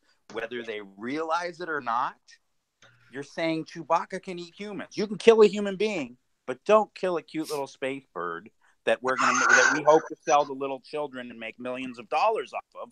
Because if Chewbacca eats that little space bird, little children won't want it anymore. Yeah, because you do know that money. You do know in the book for The Force Awakens and deleted scene, Chewbacca actually pulled out Unkar Plutt's arms. Oh yeah, he does. Yeah. Right. I know, but again, that's Disney. Will never let that happen on film. We will never get a decapitation. We will never see an arm go flying off. They're not going to allow that to happen in Star Wars. And to me, that ruins Star Wars. And save the space horses, but not the children slaves. Yeah. Right. That's what I said. So I said, think let's save space horses, but leave human children enslaved. Yeah. Yep. I think Canto Bite was one of those situations. So if you guys ever watched the doc, I bet everybody has the documentary about the Phantom Menace when George and everybody, they're like grabbing their hair and they're like, crap, we did too much, but we can't delete anything because everything ties to everything else. I wonder if that same exact thing happened, but just like nobody talked about it. Because like I feel like Canto Bite, I think when I put it in my editing timeline, it's like 13 or 14 minutes of just like nothing. And then I'm like, yeah, but if you take it out, then you have no idea what the end shot is. And then, you know, where did DJ come from? But it just is so clunky and so weird. And I hated seeing BB-8 shoot fucking coins. I thought that was stupid. And I didn't like the design of the Fathier thingies because they look like this Wicked B movie from that I remember from my childhood that ripped off Teenage Mutant Ninja Turtles.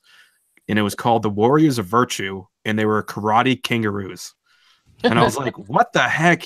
And when I saw those things, I was like, this looks like Earth. It looks like Harry Potter. I don't know what's happening. And I think this guy just pulled a Phantom Menace with Canto Bite, meaning that like this thing couldn't be taken out, but it was like the vestigial organ. Did you just discredit the Phantom Menace, the movie that my favorite Star Wars character in all of Star Wars lore comes from? I did, but not dissing the movie, dissing the process that he went through trying to edit it. Yeah, I like the. I'm just checking because Ron Navy likes to remind me that Obi-Wan Kenobi, a Padawan, cut my character in half. Yeah, but you lived. So I'm just wondering if Obi-Wan's I'm not get shots from you now too. No, but Obi-Wan's not that good at his job, is he? Because Qui-Gon ended up, or because Darth Maul ended up living and then became Crimson Dawn leader, whatever that means. All right. Well, checking. It took us a while to get through that. We got a couple other questions in here that I want to throw at you guys. I'm going to read them both. The first one from the Black Mandalorian. Objectively speaking, what is the creative decision in the past few years that you think Lucasfilm should be praised for? Mike, I already know your answer on this one. And the second question was from Mara Jade. Ask the panel if they were to redo the sequel trilogy, what would they do? Continue the story with the original 3 or choose another time period? And we'll do the same order. Okay. And yeah, I mean, just get to the point and you know, say what you need to say, and we'll get through this so everybody gets a chance to, because we started out, that last question was about Lucasfilm being pissed at the fans and everything, and then by the time we ended it, it's kind of like when you say something in somebody's ear and then it ends up on a totally different thing at the end. That's true. It's like playing telephone. All right, I'll be speedy with my answers here, because actually I do have to go after these questions because my wife just got home. Yeah, I know you said you had to go about around 5. So yeah, no, it's okay. I wanted to hang around just for a little bit because I'm having a lot of fun. Thanks for joining, Ad. I'm glad you came, bro. No, dude, this is a blast. It's cool to talk love to do this again with you guys if you guys are all up for it. Yeah, it was great. Yeah, sure. Yes. I know it's hard because everybody's starting up their own little thing. We all have our own little groups, and we're all live streaming, and we all like each other, but we don't want to step on each other either, and that's getting harder and harder to do nowadays. Honestly, I think doing the group thing is actually really good for all the channels because it just it gets everybody just kind of in this big pool of like watching each other's stuff, you know? Yeah, absolutely. Hey guys, I've actually got to go right now. I didn't realize it was 4:15. So okay, I've got a NFL playoff get together going on in my living room right now, and I ran over here to jump on for a while. So I'm glad you joined, Rhodes. It was a pleasure. I'm gonna go drink a cold one with all my buddies. So. Hey, all right. Thanks, Rhodes, for coming. Great to see you, man. Drink one for me. Peace. Peace. Thanks, guys. So I already forget the questions. Shit. Okay, I'll repeat them real quick so you could let me scroll back here. Okay. The Black Mandalorian wanted to know. Oh shit, that's the wrong one. Well, how about this? Mara Jade asked if you were going to do, let's say, the 6 movies are done.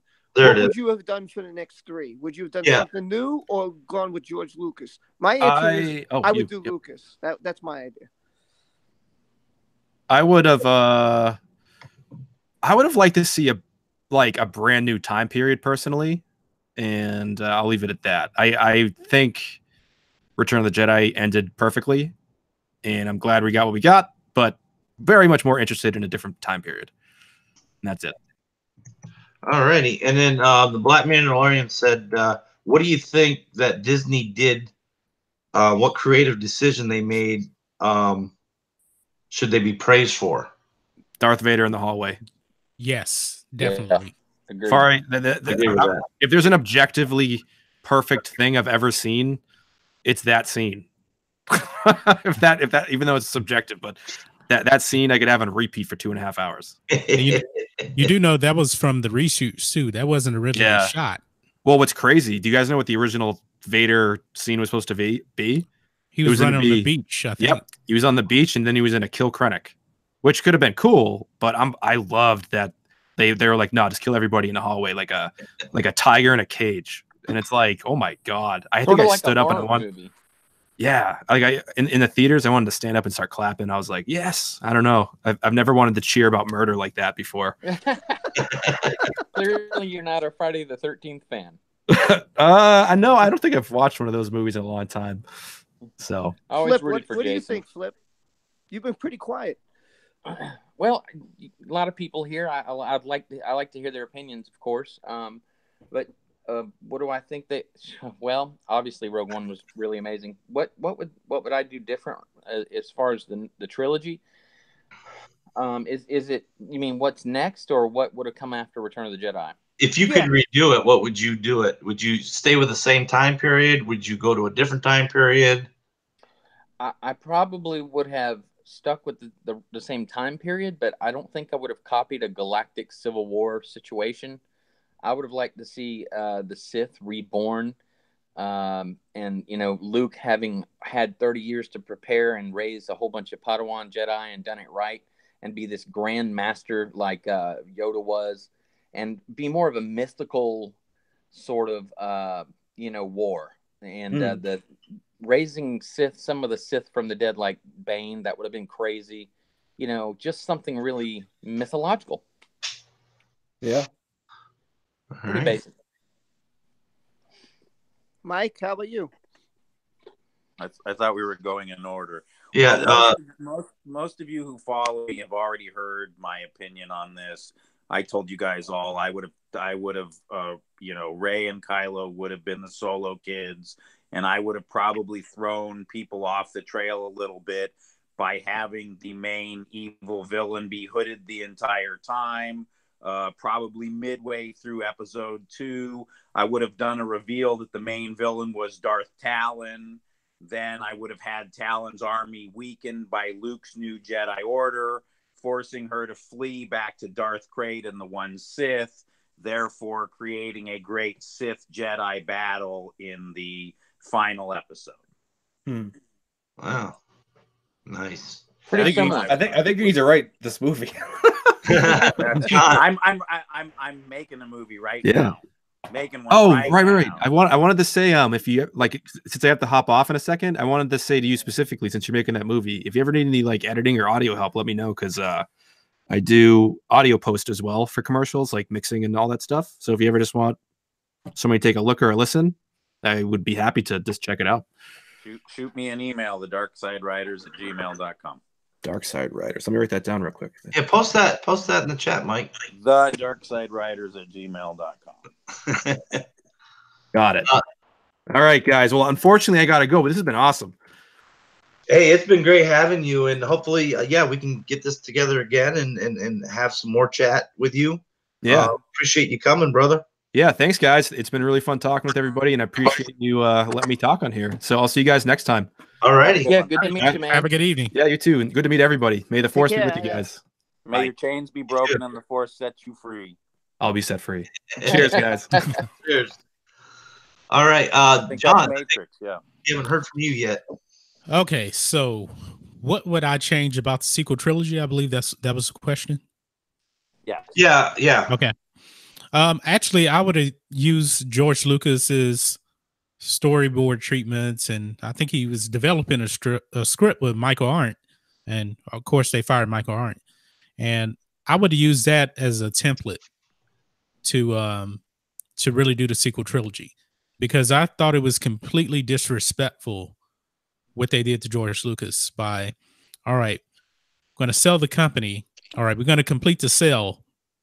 We know he's going to give us this stuff, and we're not going to use it, but we're not going to let him know until after the sale. I think that was real shady. And they actually said, well, we want to do something for the fans. Really? What did you do for the fans? So it doesn't make any sense that they actually think, making The Force Awakens was something for the fans, and then you get The Last Jedi, and then you get, Solo.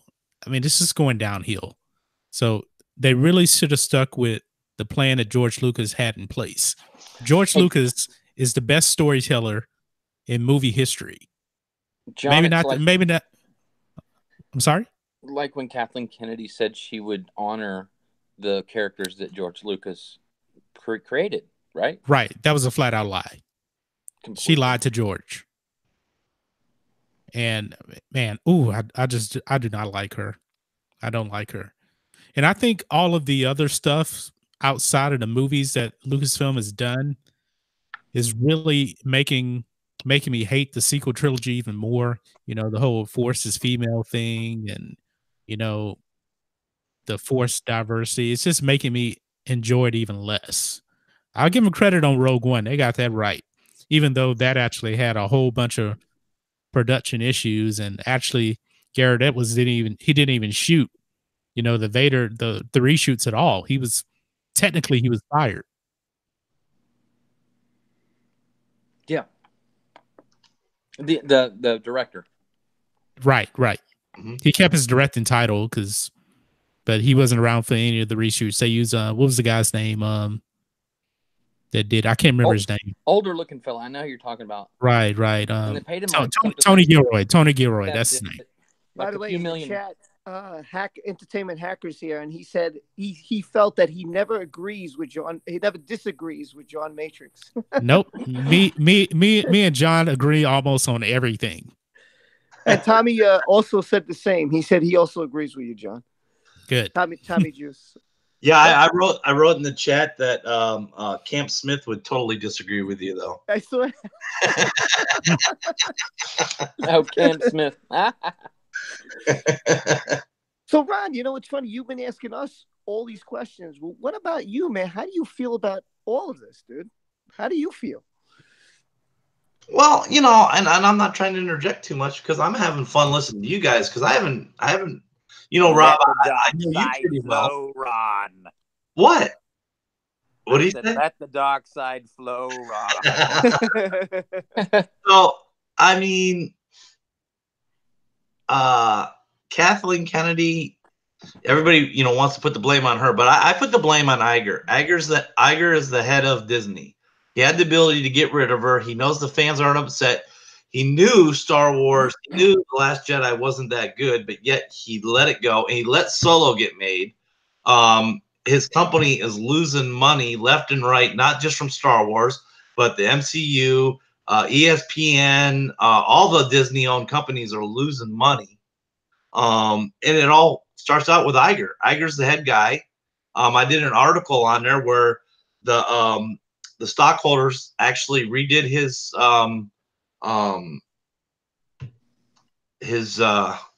bonus and put more incentives on there. If he doesn't reach it, made his incentives harder. If Disney does not end up in 75 percentile of the S&P 500, he will lose a large chunk of his bonus. That's how pissed off the shareholders are at the direction Disney's going. And that's overall, that's just not Star Wars. But there's a chance that he might not get the big bonus he thought he was in 2020. And, he needs to step up to the plate and make sure, get this thing done. Now, what 9's going to happen with 9? I think it's just going to be a jumbled mess, everything thrown together. and maybe after that they can produce something with the D&D directors. Maybe they can come out and do something worthwhile. But so far, the only thing Disney's given me with Star Wars is the Darth Vader I wanted to see, and that's it. Period. That's all. They have given me nothing else. We definitely didn't get the Luke we were expecting. Agreed, Ron, and agreed, John. And Iger tried to. Sorry. No, go ahead. Go ahead. Go ahead. Sorry. Flipp. Well, I was just going to say Iger tried to back out. He tried to get the board to pay him a severance package and leave and retire early, and they didn't let him. I think that's telling, Ron. Yeah, well, he didn't want to be the one to face all sorts of SJWs knocking down his door for firing Kathleen Kennedy. I think that was part of it. But, you all were right. I mean, she sat there and lied right to George's face, totally destroyed the characters, tried to inject everything, an agenda-driven film. I mean, everything into I forget whose video it was talking about Poe Dameron going gay. I think it was it might have been Geeks and Gamers. I don't know. I was talking about Poe Dameron. There's an article out there saying that they might be making him gay. So they're just interjecting everything that they think they need to interject. So every, I guess, facet of life is involved in Star Wars. Instead of working on a good story and good characters, they're just throwing shit in there, and it's not working. Yeah, that was an article about basically pleading for Lucasfilm to have a gay character. And there was also another article about, trying to make Poe Dameron gay. And I'm thinking, all right, these people that are probably saying this, they're probably not Star Wars fans anyway. You know that they changed Tarkin to gay, right, John? No, they didn't win. Yes, they did. Read the book. Tarkin's now gay. It's in the Tarkin book? It's in the book, yep. You got to be kidding me. Nope. What? Oh, my God. Tarkin is now gay. What? No. I didn't hear that. Yeah. Is this it's in the book. This a new book? It's in the Tarkin book, from what I heard. Really? I didn't. Yep. Wow. See. Also, Holdo is also kind of. I think she's like bisexual or something. She's supposed to be bi. Yeah. I can't remember where I heard it, but someone did an article on it, did a review on the book, and was freaking out. And their basis behind the story was not just did they ruin Tarkin, but then they ruined all the characters under Tarkin that could no longer exist because he wasn't womanizing with the Imperials. Oh, and then of course you have Pando Lando too. That really tipped off a lot of people. Right. And you know that John Kasdan, who actually made Lando a pansexual, he's writing a script for the new Indiana Jones movie. So look out for Indiana Jones to get destroyed soon. Yeah, I actually did a video about that a while back. And yeah, you're right. John Matrix is right. He's definitely the one penning the script. They fired the original guy. Yeah, but they already ruined Indiana Jones, man. Let's be honest. With Shia LaBeouf. Yes, yes. One of the worst actors ever in Hollywood history.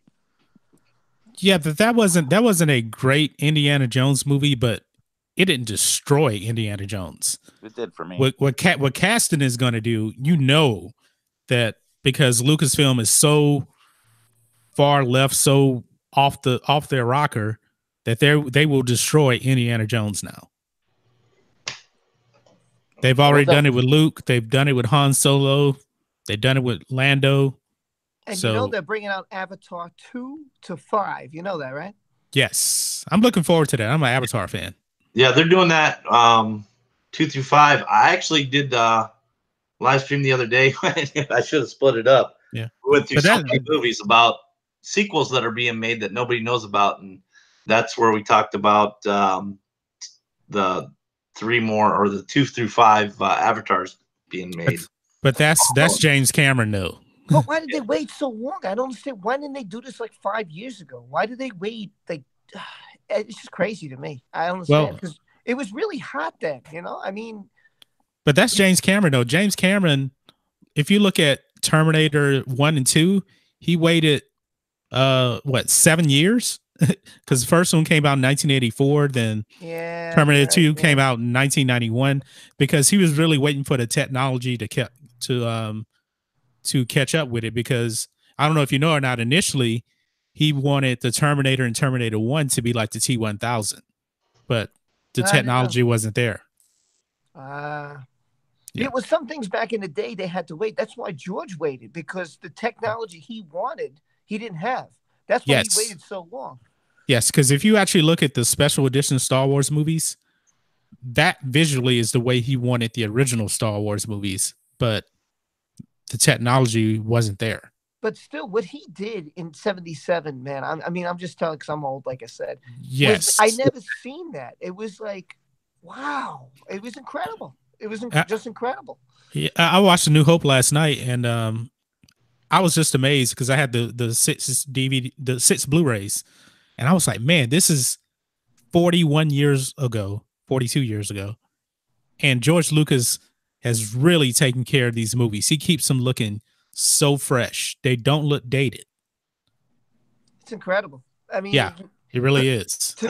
Like Star Wars Theory has done in this month of December, how he has changed the fandom in my mind.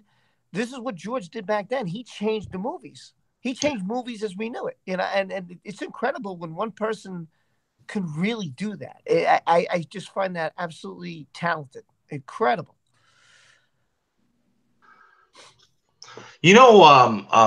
Me and actually Mike were talking about this too. Speaking of Star Wars Theory's fan film, which was awesome. I did a review on it, but I didn't do a reaction and per se. DJD. Hello there. Yes. DJ. Indeed. It was like 45 minutes ago. I sent you an invite. Yes, technical difficulty. Well, my internet's been fun lately. Yeah. May have finally fixed itself. So live broadcast and not videos anymore. Yeah, I can't do the PewDiePie thing. It's driving me nuts. I need the live streaming. So, DJ, you know everybody on the panel? Yeah, I think I'm subbed to everybody. Nice to see you, DJ. Hey, what's up, man? Hello, DJ. Hello, John. Hey, what's up, brother? Hey, Flipp. I mean, Howdy. Mike. Mazrit says DJD was busy running from the Sharks. Yeah, that's true. So, what was I talking about prior? You were talking about the reaction videos, Ron. Oh yeah. And it's great to see, but there's also another side to that too. Is when you do a reaction video and you pull the movie up, and you're showing your audience the movie at the same time. Star Wars series they're not going to his channel to watch the movie. They're watching it on your channel. So I decide to either I watch it in front of me, but I don't show my audience, or I just talk about it. And I tell people, if you want to see it, go to his channel, because with something that he did like that, he deserves everybody to watch it on his channel. Dude, I will tell you right now, he has, first off, at this point, he has 5 million people who watched it. Well, I know. And I'm going to tell you, everybody who watched the reaction after they have said, I'm telling you, everybody went to his channel first, I'm sure the majority of people watched that the minute it dropped. I know Most people did. Of course, Mike got to see it that night before everybody else, which is Mike, awesome. And by the way, Mike, that was fantastic, bro. I saw some of you live. I saw you in the bar and going. I had to work, but I tried to catch your live. I was so pumped, dude. I got so pumped. I felt like I was right there. It was awesome, dude. I'm glad I was able to bring that to everybody. It was a lot of fun, being part of the cast and crew viewing prior to it opening to the public. I know there were a few people that were added because the cast and crew wasn't big enough to fill the theater. But that was a lot of fun, and I was lucky, and I figured I would share that with everybody. So if you watch my video, I cut right as the movie started, and I came right back on as the credits were rolling in the end. Perfect. So it was like you were there with me, except you didn't see the movie. Here's the funny part. Here's the funny story with that. He's like, yeah, I'm gonna live stream. If you want me to live stream at the premiere, let me know. I'm like, oh yeah, that'd be awesome. So I'm thinking he's going to the premiere, and I'm gonna get to watch the movie with him. He's like, no, Ron, I'm gonna live stream the premiere, and I thought, well, that's the movie. To me, when he said premiere, he was gonna show the movie. No, he's showing the premiere up to where the movie started. Yeah, but, Yes. but he did it the right way. I Yes, think he what he did. did was perfect, and that Star Wars Theory let him do it was terrific because Oh yeah. you got He got the exclusive. exactly, you got pumped up, right? You were all pumped up. Might give you that feeling like this is what it's like. This is what the theater. You got the whole feeling like you were there. Yeah. Then And not to toot my horn, but Star Wars Theory was also nice enough to let me be the first one to reveal his face on YouTube, which was crazy. Yeah. Pretty cool. I walked up to him and I was like, I don't want to film you, brother. He's like, go ahead. he's a terrific person. If you've ever spoke to him or he's emailed you, let me tell you, he's an absolutely fantastic human being. Great guy. I don't have words to describe, but he's just an amazing person. I'm still trying to get him on my EU show, man. He said he would do awesome. it. He said he would do it when we were filming, and I have not been able to set that up yet. But hopefully soon he will be on my EU show. That'll be cool. Yeah, that'll he's be a great cool. guy. He's a fantastic guy. I'd love to meet him. He's a very nice guy. He was not what I expected at all. Hey guys, let me say something here real quick. I was just looking up the entire Tarkin thing, and when I was looking it up right here online, I get to this article, and I didn't know this. You know, there's a Star Wars from a certain point of view. That's a book. Yeah, I read that book. Yeah, it says TK-421 Stormtrooper had a secret gay romance in A New Hope. That's in that book. Yeah. And I'm wondering, like, why do we even need to know this stuff? Lucasfilm Story Group. Yeah, they're the new story group. Yeah, they're very thorough in giving details everywhere. Yeah, but this is stuff that we really don't even care about. Right. I'm pretty sure it's assumed that there's a huge galaxy that's probably homosexuals, but do we really need to know everyone's sexuality? Well, you know what it is? I think they don't want to discriminate against anybody, any group. You know how life is nowadays. It's like everybody's mad at everything. Why aren't we included? Why aren't we included? So they're like, okay, well, let's make everybody happy in that sense. I think that's what it is. Here's the thing. They keep talking about people being gay. They keep talking about people being gay. When are we going to have somebody who's having sex with an alien species? Yeah, that's a good point. You know what?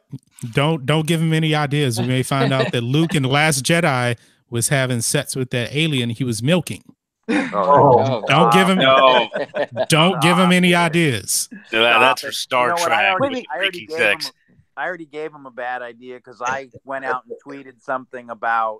I'm not on Twitter anymore, but I went out and tweeted something like, "Great, now that Lando's pansexual, they're gonna bring Billy D back, and he's gonna die fucking a porthole in the Falcon while drinking Colt 45." Yes, we discussed that last night. Ron, the Black Mandalorian, you have to read that last comment. I was just thinking what he said. Yeah, you should read that. In Rebels, canon. Yeah, in Rebels canon, had a baby with Hera, who's a Twi'lek. Yeah, yeah. In Rebels, yeah, you're right. Human. It was called what they call it? Was it Jason? No. Yeah, it was 5, wasn't it? No, they call him Spectre 7. But his name was Jason Syndulla. Yeah. That's it. Yep. Yeah, that's it. Yeah, I think that's the first time they did that. I was like, about time, man. About time.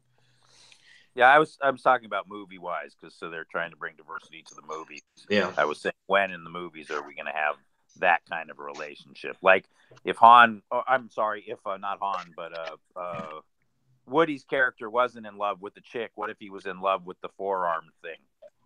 You know what I mean? Guys, I have a quick question. What do you think about having Ahsoka and Ezra make appearance in Episode 9? And is that a possibility? No, no. Everything's a possibility, haven't you heard? According to Kevin Smith, everybody's in there. God. Oh, First off, nobody can use Ahsoka without Filoni's approval. So I doubt if he's going to allow Ahsoka in that. Now, I do think we'll see probably Ahsoka or Sabine in The Mandalorian, though. Oh yeah. Oh yeah. Cool. I could believe it. Who's going to play Ahsoka is another question. Here? Am I seeing 2 Rons? Yeah, Ron. Oh yeah, remember I'm told you about this, man. He warned you when he goes out to smoke, he goes mobile. Yeah, Ron's got force powers. Yeah, I'm mobile. But I can't read the chat when I do this. So I do it real quick and then I get back in. But I can't read the chat. So if anybody can read the chat, that'd be awesome. Yeah, I'll go looking for question marks. Well, right now they're just saying Bosk was leaving. Clone Yoda. Let me see what Mara's saying. Hold on, she was saying something. She said in Clone Wars, a clone married a Twi'lek. I don't know about that. Maybe someone knows. It was the commander that they found on the planet who had lost his memory. It's that episode with the robots and that little froggish sort of character is in Rex command got of shot them. in the chest. You guys remember that episode? Into the Void or something like that. Yeah. It's the robots, it's R2 and all those other robots. That was in that episode where they had the clone that was married to the Twi'lek and had kids with her. Yeah. But I was still talking about on the movie screen, not on the cartoons. But yeah. I mean, I guess people are just trying to say, hey, there's other things, but you're right. The movies, you're totally right about, Mike. Yeah. Well, that's where they're trying to force all this diversity is on the movie screen, but we're not. It's like the same thing I was saying when Black Mandalorian and I were talking, where they're like, "Oh, we need a, I mean, I hate to say it like this, but an Asian person or a black person or a Jewish person or an Italian person or whatever it is that they're looking for that particular character. What happened to aliens? Yeah, like why did we stop having characters be aliens to replace them with people from our planet that are homosexual?" Hey, Mike, how about Lando and L3? How about that? That doesn't work for me. Sorry, I'm not into the. I don't buy the droids having sex with humans. I don't think that exists in Star Wars. But it exists on Earth, though. More than Greg would know. It doesn't exist in my Star Wars. Hey, the price is going down. I heard. Oh, jeez. You know what? It really bothered me in Solo when they were leaving Kessel, and then L3 got blown up, and like Lando like freaks out and tries to run after her. I mean, like he could have been killed, and they're trying to escape, and he's like all into this droid, and that whole scene really just bothered me. It was. Oh, sorry. No, go ahead. It was not Lando either. I was going to say it was not Lando either. That's not the Lando who turned his friend into Vader, who's now running to save a stupid robot. Bingo. Sorry. Yeah. Yeah, they could. There was some scenes in Solo that got me. Yeah, that was that was crazy. Yeah, I agree. I agree with you too, John. Hey, John, your microphone, you that sounds awesome, dude. You come across so crystal clear. It is awesome. John's got a great mic. Actually, I just got this equipment. So yeah, I know. I saw when you were on your live chat, you were talking about it, and you were just hitting 400. Yeah, this is now you're over, so that's awesome.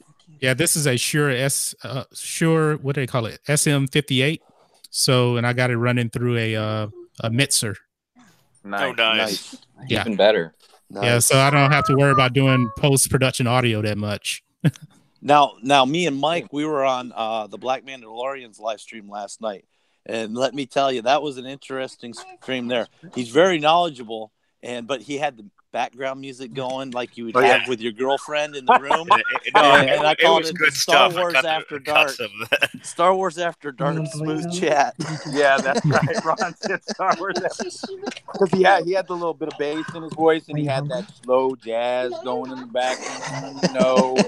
We're talking Star Wars After Dark, baby. Oh, great. I'd never been on a live stream like that ever before. It was pretty cool. Yeah, it and was unique. interesting. Yeah. It was interesting.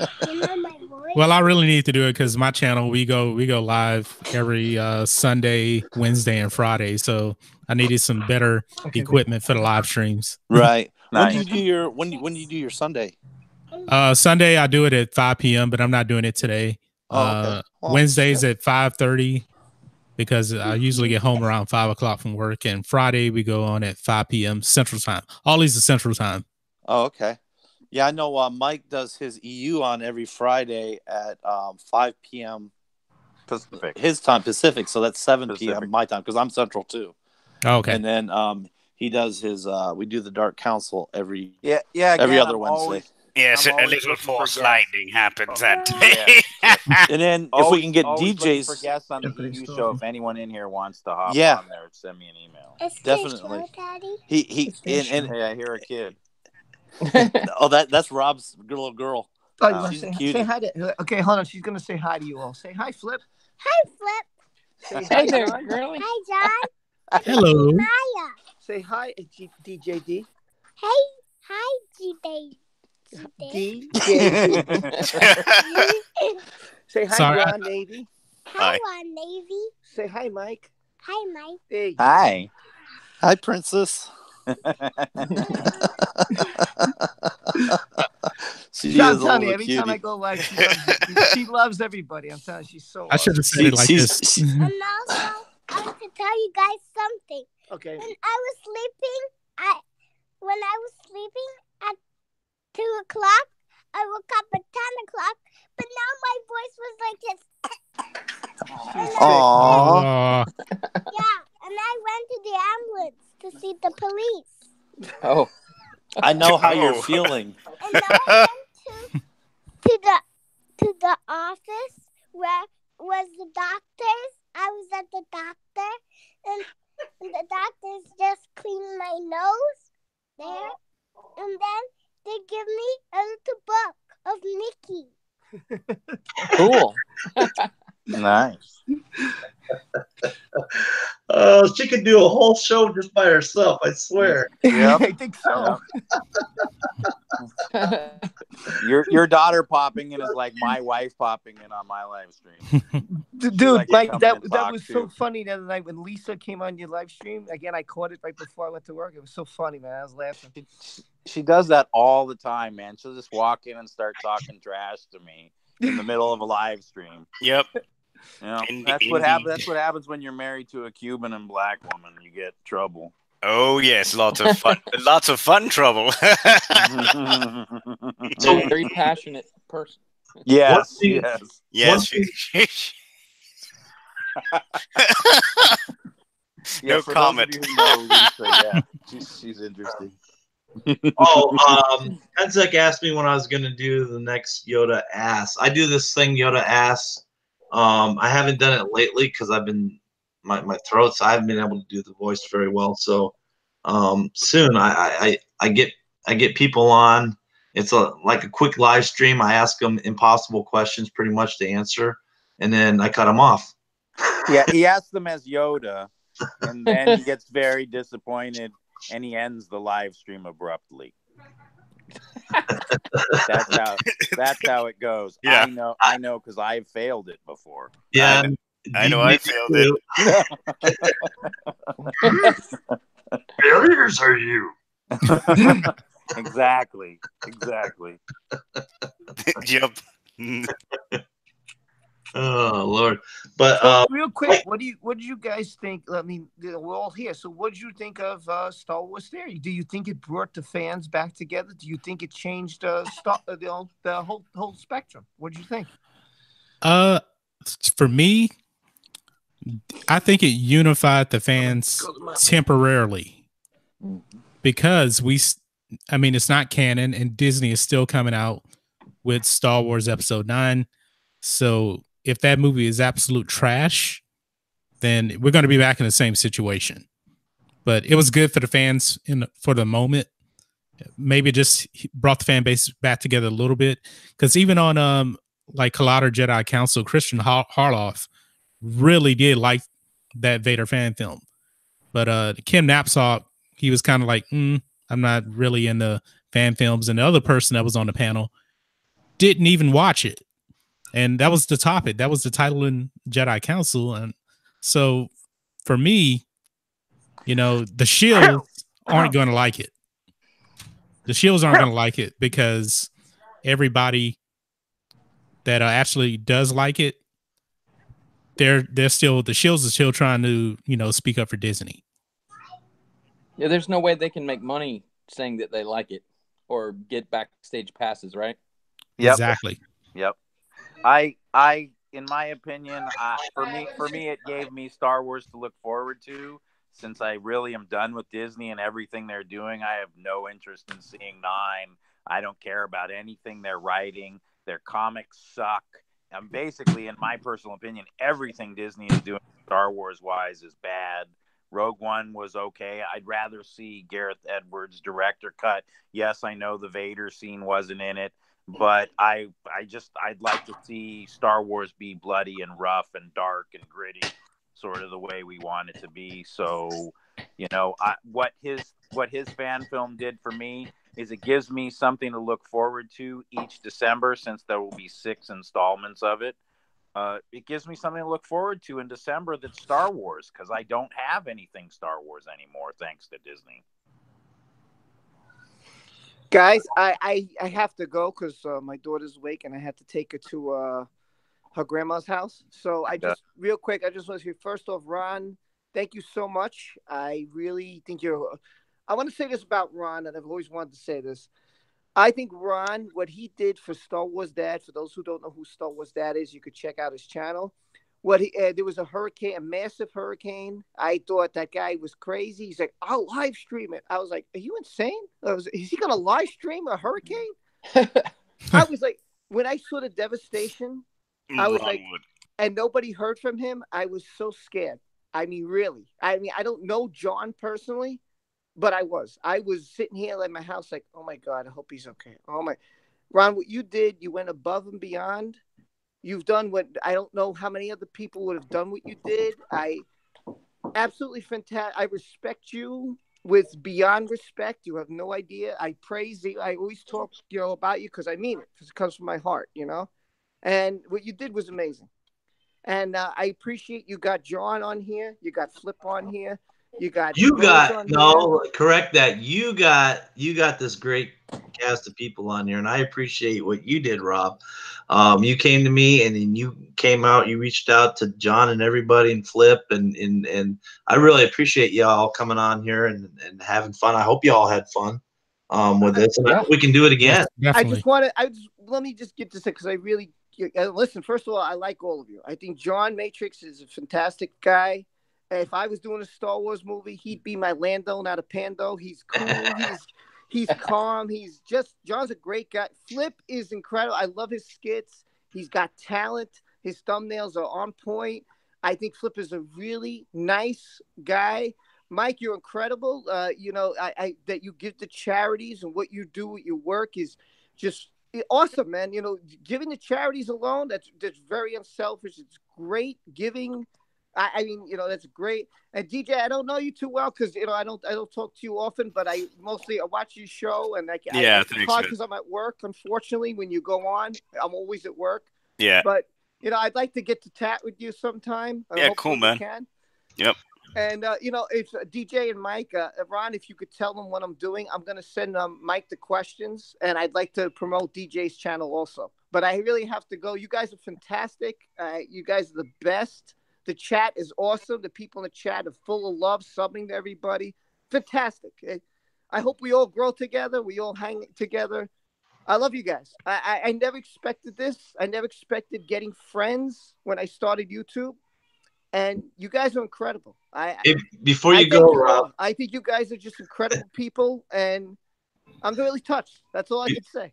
Before you go, Rob, I want to just tell everybody too. I mean, I met you, and Rob, he is like one of the most positive people toward Disney, and I was like the exact opposite.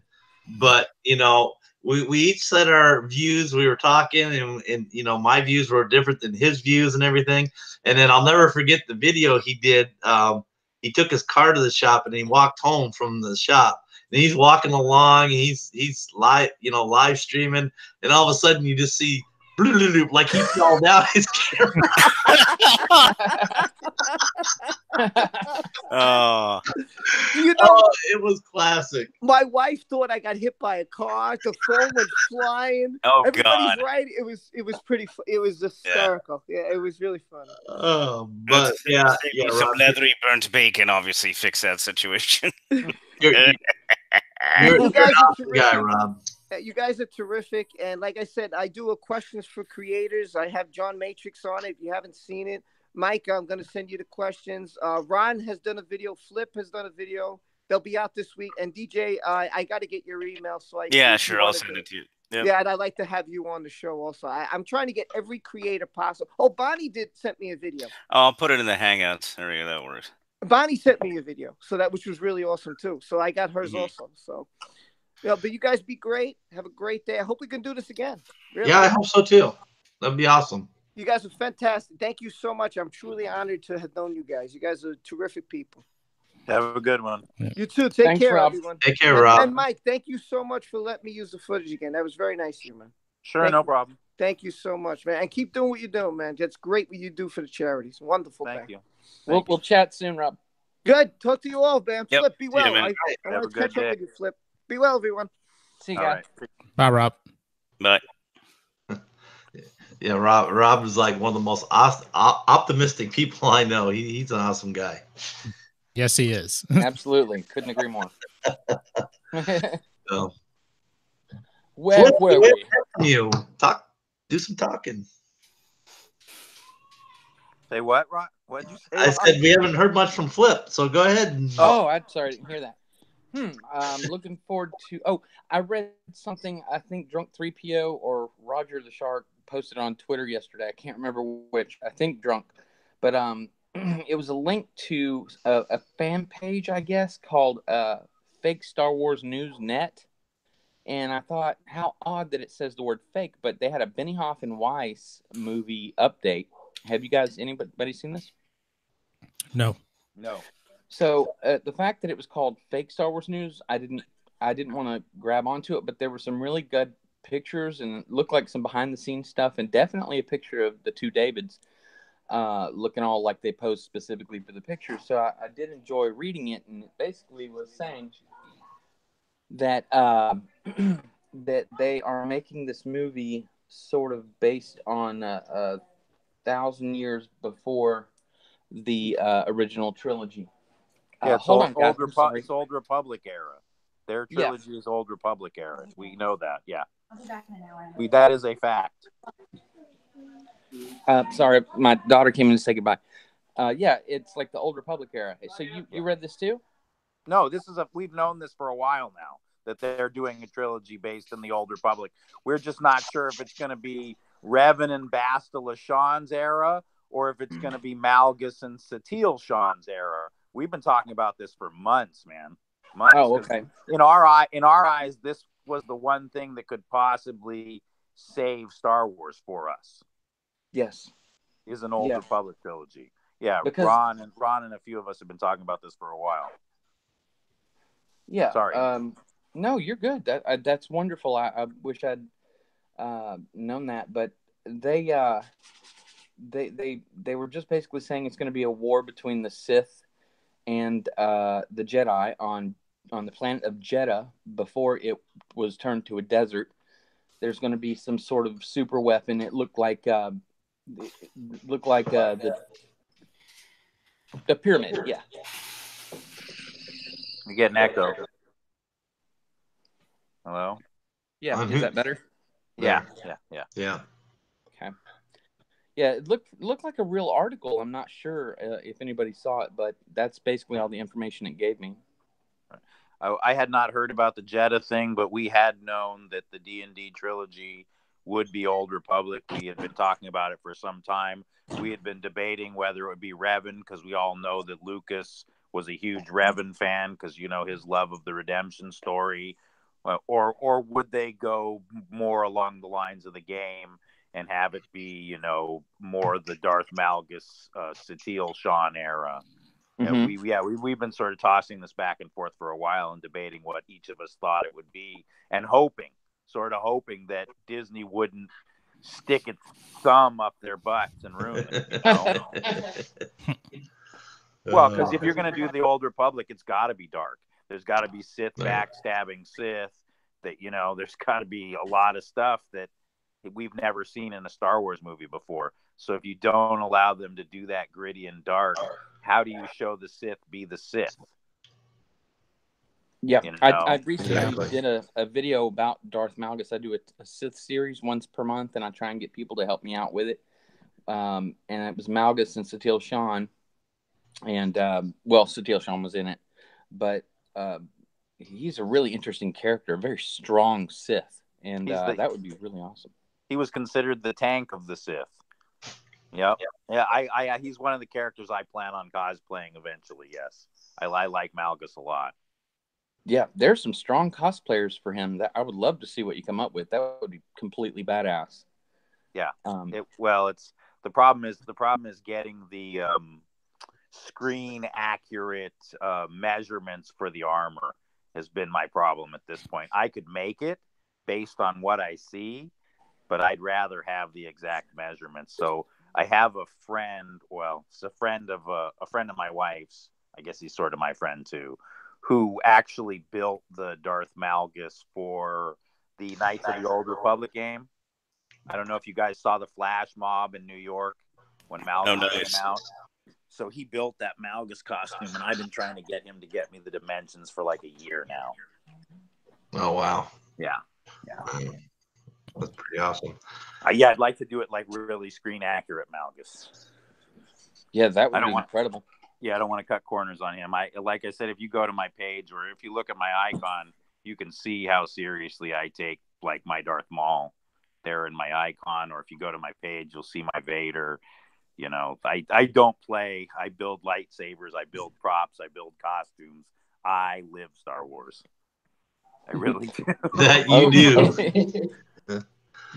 On a non-Star Wars note here, I did a short video the other day. What do y'all think about the DCU hiring James Gunn to do Suicide Squad 2? Me personally, I think from an actual creative standpoint, I think it's a good deal. But just from a moral standpoint, I don't know, kind of iffy on that. Do you have children, John? No. Okay. No. Okay, I just wanted to ask. Yeah. But I think I can't deny his talent. Guardians of the Galaxy is very good. Can't deny his talent, but, just like, watching the Cosby Show, Bill Cosby, the Cosby Show is great. Bill Cosby is a scumbag as a human being, though. Yeah, but we didn't know that when we were watching the Cosby Show. Exactly. Would you feel differently if he was on the air right now and you knew that was going on and you had to watch him every week? Well, first of all, if we knew back then and he was convicted, he wouldn't be on the air anyway.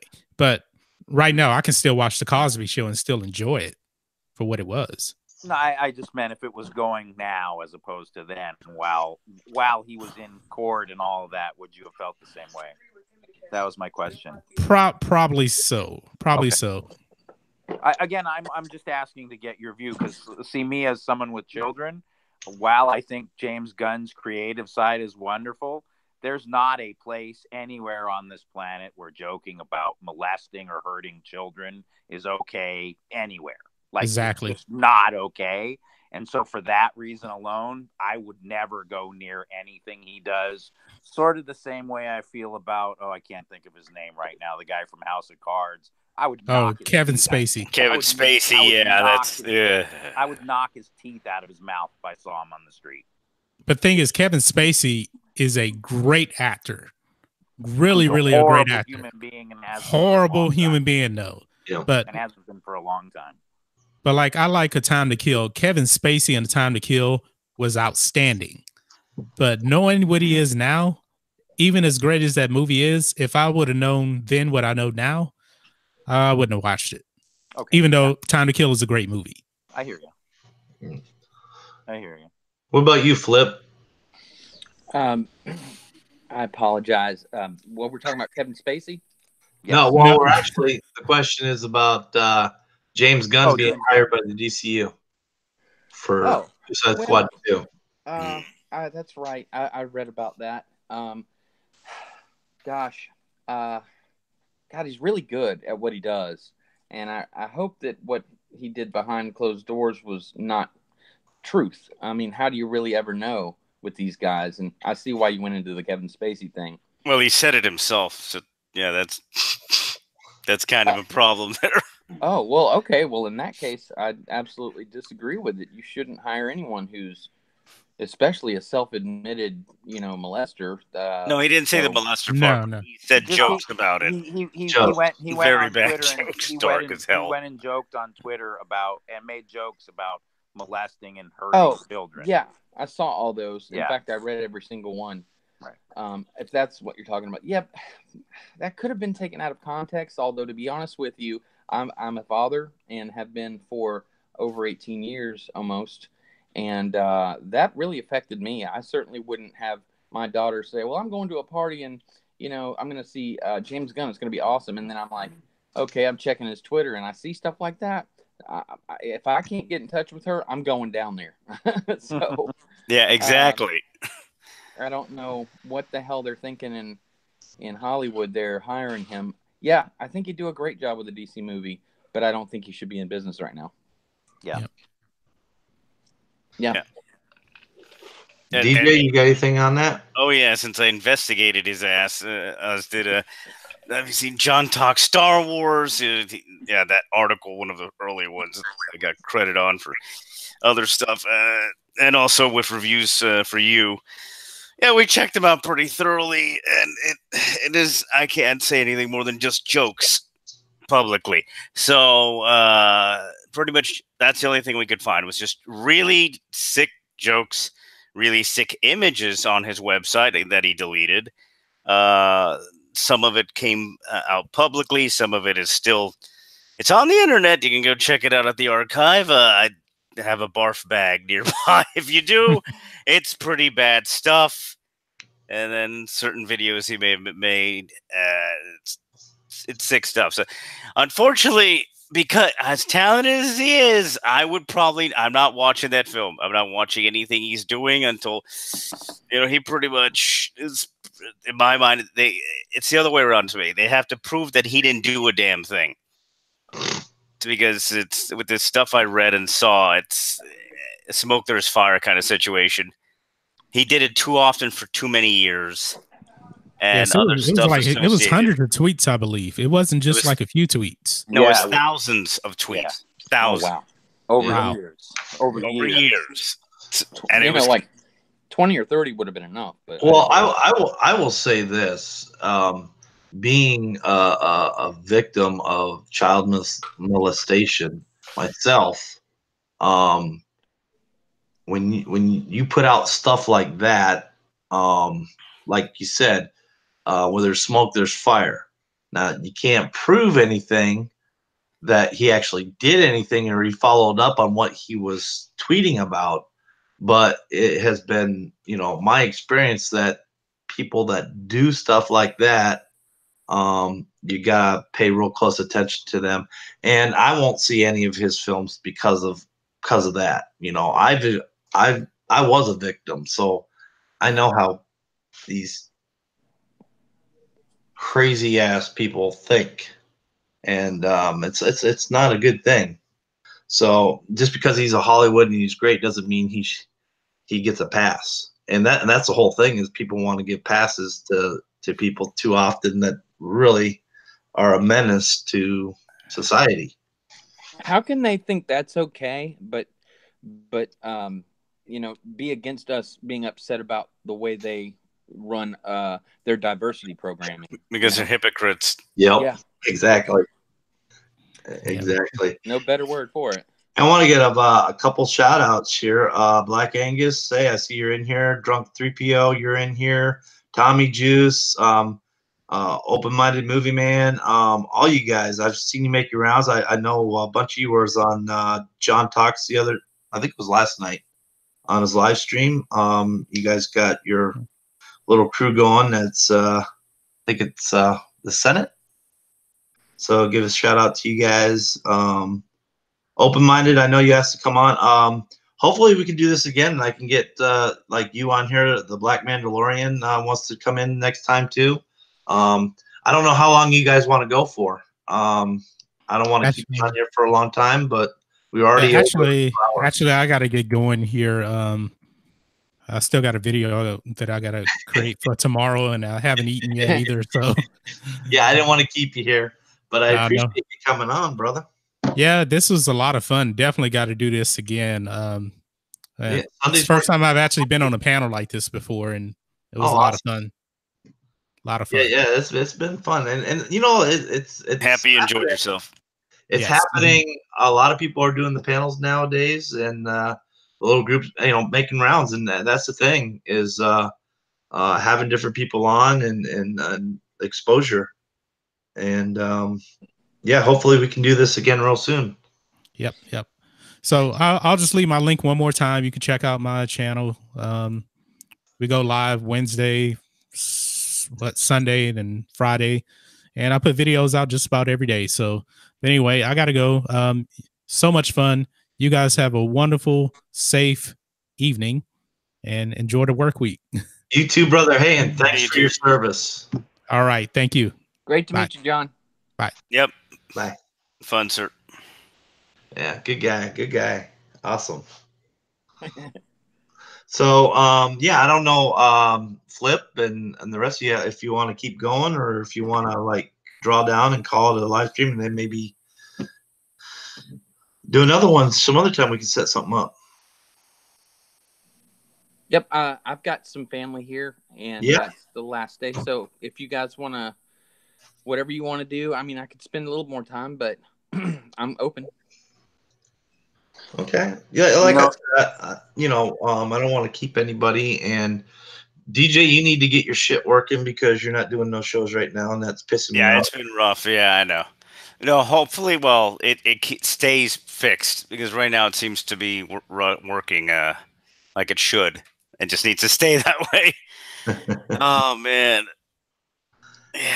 Yeah. I want to thank everybody in chat that's shown up and been chatting in there. They've gotten some pretty good questions today out of there. And it is when you run a big panel, it's hard to catch everybody's questions, but it's been active in the chat, and I appreciate everybody coming in and talking and enjoying this chat. I hope everybody enjoyed it.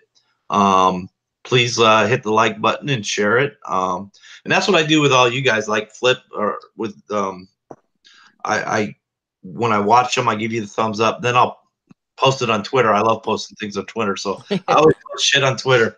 Everybody's video. I did that with all you guys. Rob's stuff, your stuff, Mike's stuff, DJ's stuff, John's stuff, John Matrix stuff. So yeah. Hit like, share, and I enjoy all you guys' content. Cool. Well, thanks for having me on, Ron. I really appreciate it. I don't have as many subs as everybody else, but you're a group type of guy, and bringing me on was a real honor. Thank you. Well, it was an honor for me too. You got more subs than I got. I think I'm only sitting around 70. Don't worry about it, Flipp. The subs will take care of themselves. And I think you're right. You'll be fine.